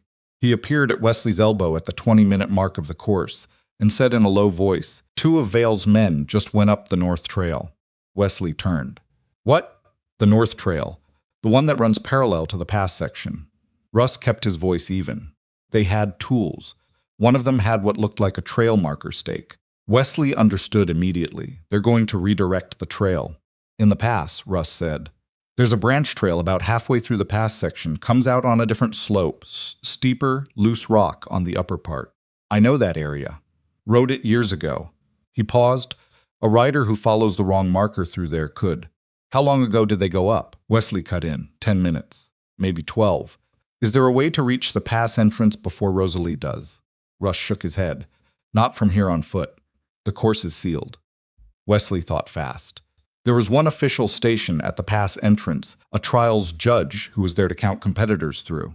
If that judge could be warned, if he could stop Rosalie before she took the wrong turn. "I need to find Aldrich," Wesley said. "I'll find the judge's station," Russ said. "Tell me what to tell him. Tell him 2 men with tools went up the North Trail and may have tampered with the pass markers. Tell him to hold all riders at the pass entrance until it's checked." He paused. "Can you get there?" "There's a service path the judges use," Russ said. "I can find it." "Go," Wesley said. Russ went, moving through the crowd with more speed than his broad frame suggested, and Wesley turned and went to find Aldrich. He found him near the scoring tent and told him in 30 seconds what Russ had told him. Aldrich's expression went from attentive to tight. He said, "If this is accurate, I know what it sounds like," Wesley said. "I also know who benefits from a rider going wrong in the pass." Aldrich looked at him for one more second, then turned and spoke quickly to a trials official standing nearby. The official's eyebrows went up and he moved fast. Wesley stood at the edge of the finish area and could do nothing except watch the hills and wait. The first rider came through the pass exit. At the 28-minute mark, a rancher from the south end of the valley on a solid paint horse, reliable but not exceptional. Second came a young man on a buckskin who had ridden well in the stock phase. Neither was Rosalie. Neither was Vale's jockey on Coronado. At the 32-minute mark, Coronado came through. The crowd reacted. Vale's people along the rail reacted more. The gray stallion was running well, breathing hard but moving, and the jockey brought him through the pass exit at a strong pace that said the first section had not cost him too much. Rosalie was not behind him. 33 minutes, 34. The crowd had begun to notice. A murmur was moving along the rail, the particular murmur of people who are watching for something and not seeing it. Wesley stood at the rail with both hands on the top board and did not move. 35 minutes. And then Blackjack came through the pass exit, and the sound the crowd made was involuntary, not cheering yet. Something before cheering, something more like relief and shock combined because the horse was running. Not laboring, not trotting in with a problem, but running, full stride, the black coat catching the afternoon light, Rosalie low over his neck with her hands quiet and her weight forward, and the two of them moving like the 6 weeks of training had been building toward exactly this. She had lost time. The pass section had cost her. Wesley didn't know yet how much, didn't know what had happened in there, didn't know whether Russ had reached the judge in time, or whether Rosalie had made a decision on her own. But she was through, and she was running, and Blackjack's stride was the stride of a horse that had not been broken by whatever the pass had thrown at them. 2 miles of open meadow between the pass exit and the finish line. Coronado had 2 minutes on her, maybe a little more. Wesley watched Rosalie ride. He had watched her ride for 6 weeks. He knew what she looked like at work, knew the shape of her concentration, the way her body moved with the horse rather than against him. What he saw now was different, not in technique, but in quality, the way a song sounds different when it's played at the moment it was written for. She was riding with everything she had, with 6 years of it, with Tom and the fire and the branded arm and the moving and the stopping and the finding of this particular ground, and Blackjack was running with her and not for her, the two of them in conversation at full speed. The gap between her and Coronado was closing. Wesley could hear it in the crowd before he could measure it visually, the murmur becoming something with a direction. People pointing. People turning from the leader to the chaser and back again. The calculus of a race changing. At a mile out, she was a length behind. At 3/4, she was half a length. Coronado's jockey knew she was there. You could see it in the way he shifted, the way he asked his horse for more. And Coronado responded because he was a good horse and well-trained, and not without heart. But something was wrong in the asking. The horse was at his limit, the limit that 6 weeks of competition preparation had built, and being asked to exceed it was a different kind of mathematics. Blackjack was not at his limit. The finish line was 200 yards out when Rosalie moved, not dramatically. She simply shifted her weight minutely, changed the conversation she was having with the horse, and Blackjack responded with the stride change of an animal that had been waiting to be asked, the real stride, the one underneath the working stride, the one that came from 3 generations of a bloodline bred for exactly this combination of speed and intelligence and heart. He went past Coronado like Coronado was standing still. It was not standing still, but that was what it looked like. The noise the crowd made when Blackjack crossed the finish line was the kind of noise that a crowd makes only when something has happened that exceeded what they were prepared to feel. It was loud and it was real, and it had nothing polished about it. Wesley found himself at the finish rail, without entirely remembering how he'd gotten there. Rosalie pulled Blackjack up past the line and turned him, and the horse was blowing hard, sides heaving, but his head was up, and his eyes were bright, and he had the look of an animal that has just been shown what he is. Rosalie's face, when she turned and found Wesley at the rail, her face was doing several things at once, none of which she seemed to be managing carefully, which was the most unguarded he had ever seen her. She rode to the rail and looked down at him. "Russ got there in time," she said. Her voice was slightly rough. "The judge stopped us at the pass entrance. It took 8 minutes to clear the false marker and find the original trail."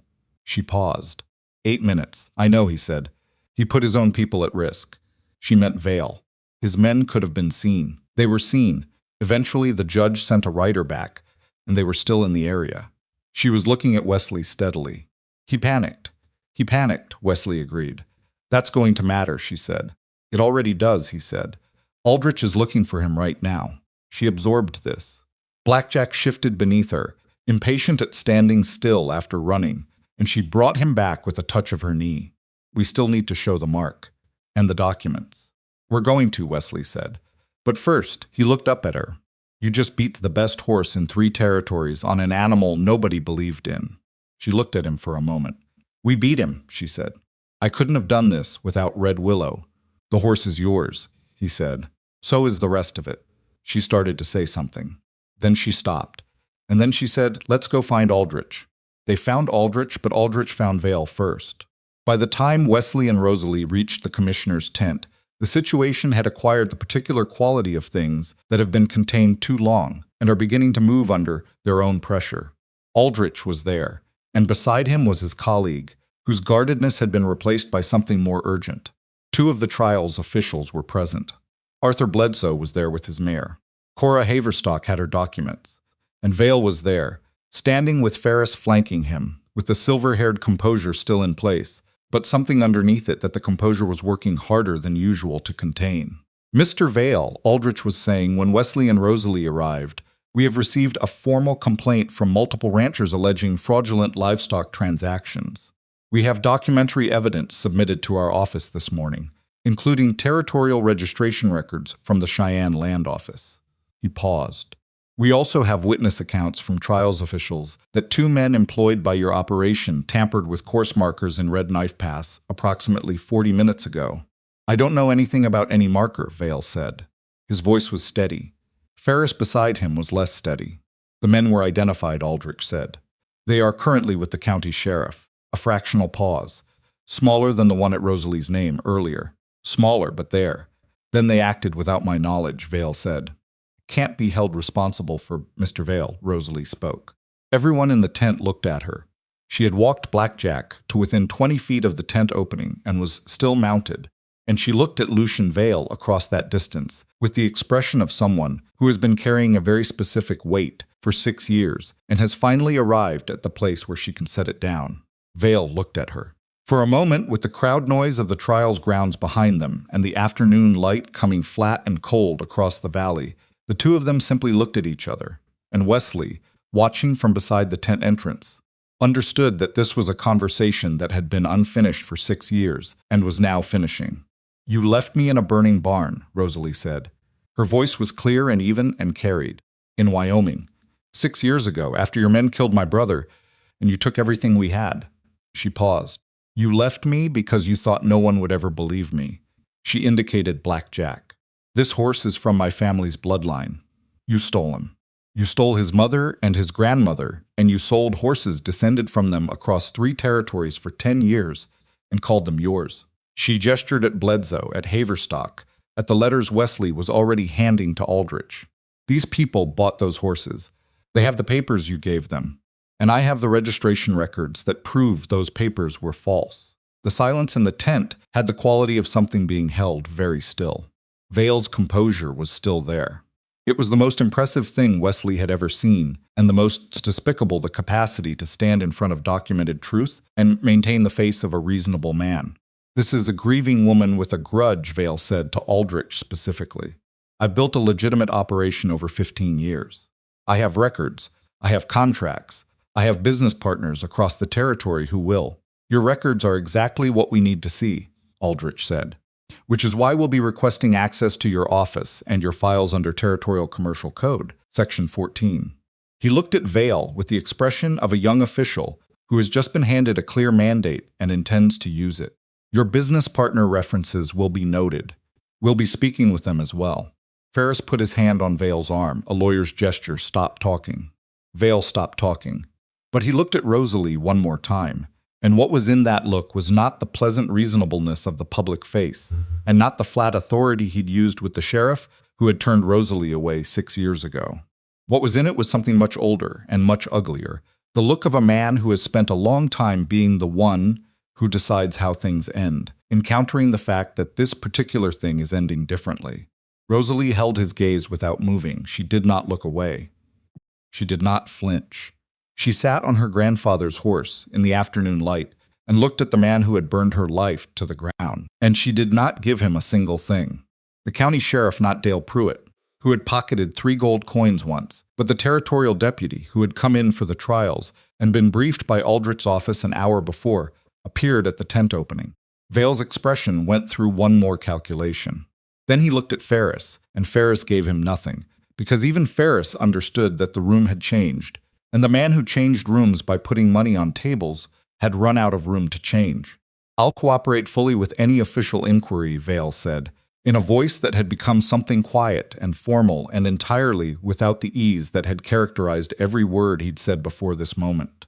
I'm glad to hear it, the deputy said. He was a large man with no interest in drama. Mr. Vale, if you'll come with me. Vale came with him. Ferris followed, and the 2 other men who had come with Vale, and they went out of the tent and into the bright afternoon where the Silver Bend territorial trials were still running, horses and riders and the noise of a crowd that did not yet know what had just happened inside a tent at the commissioner's station. Rosalie watched them go. Wesley came to stand beside Blackjack, and the horse nosed at his shoulder a gesture so ordinary that it pulled a short, broken sound out of Wesley that might have been a laugh. You all right? He said to Rosalie. She sat for a moment without answering. Then she said, I thought I'd feel more. Like what? Like I don't know. Larger. She looked at the tent opening where Vale had disappeared. He just looks like an old man who got caught. That's what he is, Wesley said. I know. She looked down at Wesley, It's enough, isn't it? For Tom. But she stopped. It's enough, he said. She nodded once, the kind of nod that is also a breath being let go, and then she looked at Arthur Bledsoe, who was standing nearby with his hat in his hands, and at Cora Haverstock, who was watching Rosalie with an expression of direct and undefended respect. Thank you, Rosalie said to both of them. For coming. For bringing what you brought. You did the work, Bledsoe said. We just showed up. Showing up, Rosalie said, is the work. Emmett Cole had appeared at the tent entrance, having tracked down the situation from the crowd. He looked at Blackjack and at Rosalie and at the direction Vale had gone, and then he looked at Wesley with an expression that contained a great deal of information efficiently. He won the race, Emmett said. The scores posted. Blackjack by actually I'm not sure they have a category for that margin. 3 lengths, Pete said, arriving from somewhere behind Emmett with the look of a man who had been watching the finish line very carefully. At least 3. Rosalie looked at her horse. Blackjack looked back at her with his dark, steady eyes. He was never going to lose, she said softly, not bragging, stating something she understood to be true about the nature of what this horse was and where he came from. Then she swung down from the saddle and stood on the ground beside him, one hand on his neck, and Wesley was right there. And the November afternoon was cold and bright, and full of the particular noise of a crowd that is beginning to understand that the story they thought they were watching was a different story than the one that was actually told. Aldrich came out of the tent and found Wesley. He was carrying the leather satchel. The documents are being formally received, he said. We'll need sworn statements from you and Miss Everwyn and all 6 ranchers. The investigation will take time. How much time? Wesley asked. Months. Possibly more. Aldrich paused, but the marker tampering, that's immediate. His men are already in custody, and the evidence you've provided, is it substantial, Mr. Thorne? I won't pretend otherwise. He looked at Rosalie. You've built something solid here. It was already solid, Rosalie said. It just needed someone to look at it. After Aldrich went back inside, the 3 of them, Wesley, Rosalie, Blackjack, stood in the afternoon light of the trials grounds, while Silver Bend moved around them. And the weight of the day began to settle into something that could be carried differently than it had been carried before. Russ Deal came through the crowd and stopped in front of Rosalie. He was not a man who did things easily that required him to feel something, and this showed in the way he stood, hat in hand, jaw working slightly. I should have believed you were straight from the beginning, he said. That's on me. Rosalie looked at him. You carried a message through that service path fast enough to stop something bad from happening. That's not nothing, Russ. He nodded. Didn't say anything more. Put his hat back on and went to tend to the trailer, which was exactly the right thing to do, and which, Wesley thought, was perhaps the best version of Russ Deal. Pete and Catch were nearby, and there were horses to cool down and equipment to account for, and the long drive back to Red Willow to manage, and all of that needed doing, and the doing of it was the life continuing past the moment of crisis into whatever came next. Wesley understood this. He had built his life on the understanding that the day after a hard thing is still a day, and days have work in them, and work is how you make your way forward. But for a few minutes more, he stood beside Rosalie and Blackjack in the thin November light and let the day be what it was. He's going to fight it, Rosalie said eventually. The investigation. His lawyers are going to fight every piece of it. I know, Wesley said. It could still go wrong. It could, he agreed. But it's not going to. She looked at him sideways. You don't know that. No, he said. But I've stopped preparing for it. He met her eyes. There's a difference. She held his gaze for a moment. The crowd moved around them, and Blackjack stamped once against the cold ground. And somewhere across the trials grounds, the announcer was calling results that included a name and a horse that would be talked about in the Silver Bend Valley for a long time. Come on, Wesley said. Let's take him home. And they did. The investigation took 4 months. That was the honest version of how it went, not clean, not swift, not the kind of resolution that arrives complete and satisfying like a door closing on a finished room. It took 4 months of sworn statements and counterfilings and Vale's lawyers doing exactly what Vale's lawyers were paid to do, which was make every piece of evidence feel uncertain and every witness feel exposed. There were weeks when Aldrich's letters arrived with language so careful and hedged that Wesley had to read them twice to find the actual content.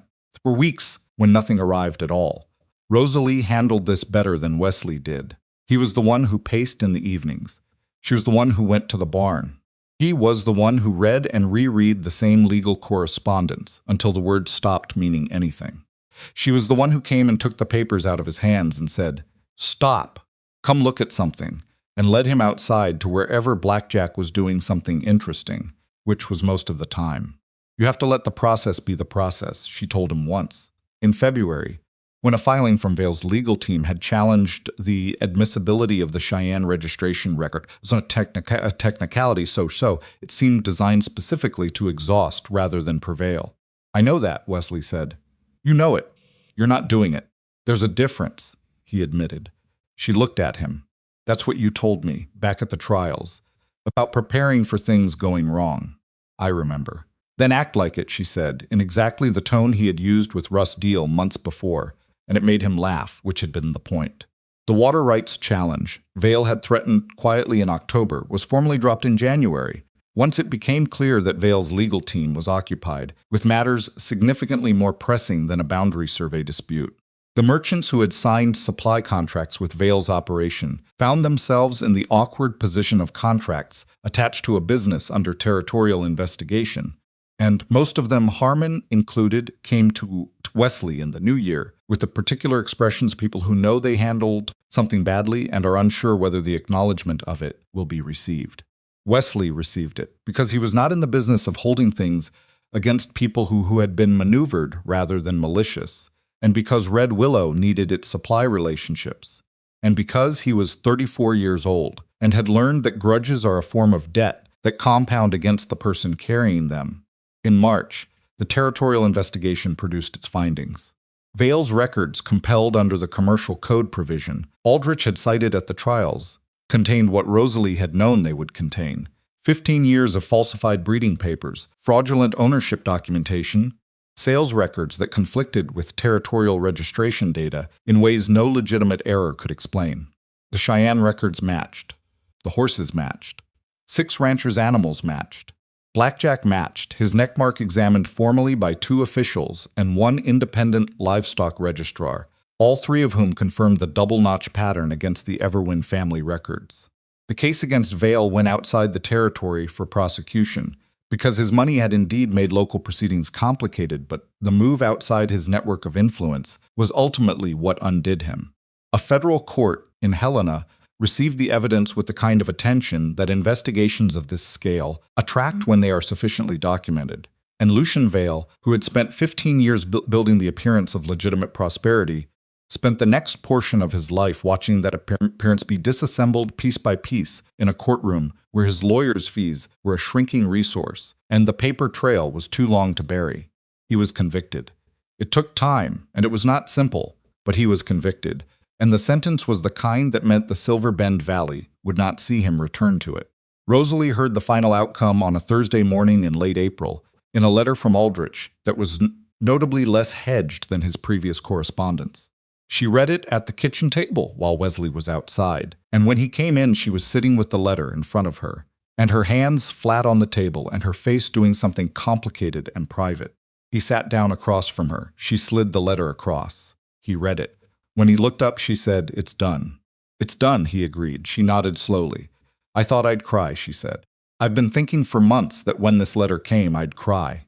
My brother is dead, and the man who killed him is going to prison, and I thought that would—" She stopped. "I feel very tired." "That makes sense," Wesley said. And relieved. She thought about it. And strange, because it's been 6 years of moving toward this thing, without knowing if it was real, and now it's real, and I don't know what you move toward after it. Wesley was quiet for a moment. He was not a man who arrived at important things quickly or easily. He was the kind of man who turned things over for a long time, longer than most people would, and then said what he meant with the particular confidence of someone who has checked it from every direction. "You move toward what you're already building," he said. She looked at him. "The horses," he said, "the bloodline. Blackjack's foals in the spring." He paused. "Me, if that's," he stopped. "If that's something you want. I'm not saying it the way people say things they don't mean. I'm saying it plainly, because you deserve plain." Rosalie looked at him for a long time. Outside the kitchen window, visible through the glass, Blackjack was in the south pasture, moving in the morning light, with the unhurried authority of an animal that has decided a place is home. "I've been here since October," she said. "I know." I haven't wanted to leave since about November. I know that too, he said. She exhaled. I'm not easy, she said. You know that. I carry things too long and I go quiet when I should talk, and I'll argue about the water channels until one of us is right. I know all of that, Wesley said. I'm not asking for easy. I've had easy and it's overrated. He held her gaze. I'm asking for you. She was quiet for a moment. Then she said, ask me properly then, if you're asking. So he did, not elaborately, not with performance. Simply and directly, the way he did most things, and she said yes the same way. And between them the kitchen was warm and ordinary, and neither of them tried to make the moment larger than it already was, because it was already the largest thing either of them had been part of in a long time. They married in June, on the Red Willow property, with Emmett Cole and Arthur Bledsoe and Cora Haverstock present, and Pete and Catch and Russ Deal, who cried without making a sound and pretended afterward that he had something in his eye, which everyone politely accepted. The legal settlement returned what could be returned some horses to ranchers who could still prove original ownership, compensation to others whose records had been too compromised by Vale's falsifications to establish clean title. Rosalie received formal recognition of the Everwyn bloodline registration, a piece of paper that meant less than the horse himself and more than almost anything else. She framed it, put it in the barn, not the house, the barn which was where it belonged. The breeding program built itself the way good things build, not overnight, not without failures, not without the two horses that died the first winter, and the foal lost in a difficult birth in February that put Rosalie in the barn for an entire day, not speaking to anyone, including Wesley, which he understood and gave her room for. Not without the disagreement about the water channel management in the east pasture that lasted 6 days and ended with Rosalie being completely right, which Wesley acknowledged without excessive difficulty because being wrong was less important than being accurate, and she was accurate. Blackjack produced his first foals that spring, 3 of them, 2 colts and a filly, all of them carrying the particular quality of their bloodline in the way you could see it before you could name it, in the quality of attention, in the way they moved with intention rather than just impulse, in something in the eyes that suggested they were thinking. Rosalie spent a great deal of time with those foals. Wesley watched her with them sometimes, from the porch in the evenings or from the fence line in the mornings, and he thought about what she had said in that first week at Red Willow, about Blackjack needing to know that some people would simply exist near him without wanting anything from him. He thought she had not stopped doing that, existing near things without demanding anything from them, being the kind of presence that made the space around it calmer. He thought Tom Everwyn would have found that insufferable, probably, and would have said so, and would have been completely right. One evening in August near sunset, he found her at the south pasture fence. The foals were out with the mares, 3 months old now, and running with the particular joyful idiocy of young horses who have recently discovered their own speed. Blackjack grazed nearby, supervising in the way stallions supervise, half attention, half performance, entirely certain of his position. Wesley stood beside her and they watched in silence for a while. You know what I used to think about, Rosalie said, when I was moving? Those 6 years. What? I used to think about the sound of hoofbeats on the road behind me. She was watching the foals run. Every time I heard horses coming, for 6 years, my first thought was, he's found me. Even when I knew it was irrational. Even when I was 3 states away, she paused. It's a specific kind of tired, carrying that. After a while, you don't notice you're doing it anymore. It's just the sound of hoofbeats. Wesley said nothing. He knew she wasn't finished. I noticed last week, she said, that I don't do it anymore. I heard Pete coming up the main track on his horse, fast, and I just thought Pete was in a hurry. That was all. She turned and looked at Wesley. I don't know exactly when it stopped, but it stopped. He looked at her. When do you think? She considered this seriously, the way she considered most things. I think it was the night of the storm. When I walked out to Blackjack in the rain, and you didn't follow me in, and you didn't ask me afterward to explain myself. She looked back at the pasture. I think something in me decided after that this was a place where the sound of hoofbeats meant something different. Wesley looked out at the pasture, at the foals running through the last of the August light, at the great black stallion grazing with the patience of an animal that had survived its own damage and arrived at something steadier. He thought about what it meant to build a place that was safe. Not safe in the way of no problems, Red Willow had plenty of those, would always have them. That was the nature of the work. Safe in the way of known. a place with its own particular gravity, where people and animals arrived and found they wanted to stay. His father had built that. He had built it further. Rosalie had brought something to it that he hadn't known it was missing, which was the understanding that a place worth building is worth fighting for, not with fire or force, but with patience and documentation, and the willingness to stand in public and say the true thing out loud, even when the true thing has been deliberately surrounded by lies. He thought about Tamed Everwyn, who had gone out into the dark to speak plainly to men who did not value plain speech, and who had been wrong to go but right about the impulse. He thought that Tom might have lived if the world had been different in a specific and important way, which was that someone had been there beside him not to fight, but to think, to plan, to find the route through the past that wasn't the one the false marker pointed to. He thought that some things could not be fixed. Some losses were just losses, and the work of living past them was not the same as making them not have happened. But some things could be answered. Not revenge. Something older and more durable than revenge. The record corrected. The name restored. The horses carrying a bloodline forward that had been taken and hidden and was now, improbably, running through an August pasture in Montana, with the whole enormous sky above it. "Hey," Rosalie said. He looked at her. She was watching him with the expression she had, the one that saw clearly, that had always seen clearly, that had been kept safe behind 6 years of moving and had emerged intact, which was its own kind of miracle if you believed in that kind of thing. He mostly believed in work and horses and the specific weight of a person who decides to stay. "Stop thinking so loud," she said. "Sorry," he said. "You're not," she said. "No," he admitted. She looked back at the pasture. The foals had slowed their running and were returning toward the mares, the way young things do when the light starts to go. Blackjack lifted his head and watched them come. "What are you going to name the filly?" she asked. "I thought you'd want to name her," he said. Rosalie was quiet for a moment. "Belle," she said. "I want to name her Belle." Wesley put his hand over hers on the fence rail. "Belle it is," he said. The sun went below the ridgeline, and the light turned the color of old gold and then faded gently into something cooler, and the horses moved in the pasture with the unhurried certainty of animals that know where they are. And Red Willow held all of it, the work and the loss and the years and the people who had chosen it the way good ground holds what is planted in it, not perfectly, not without difficulty, but faithfully and long.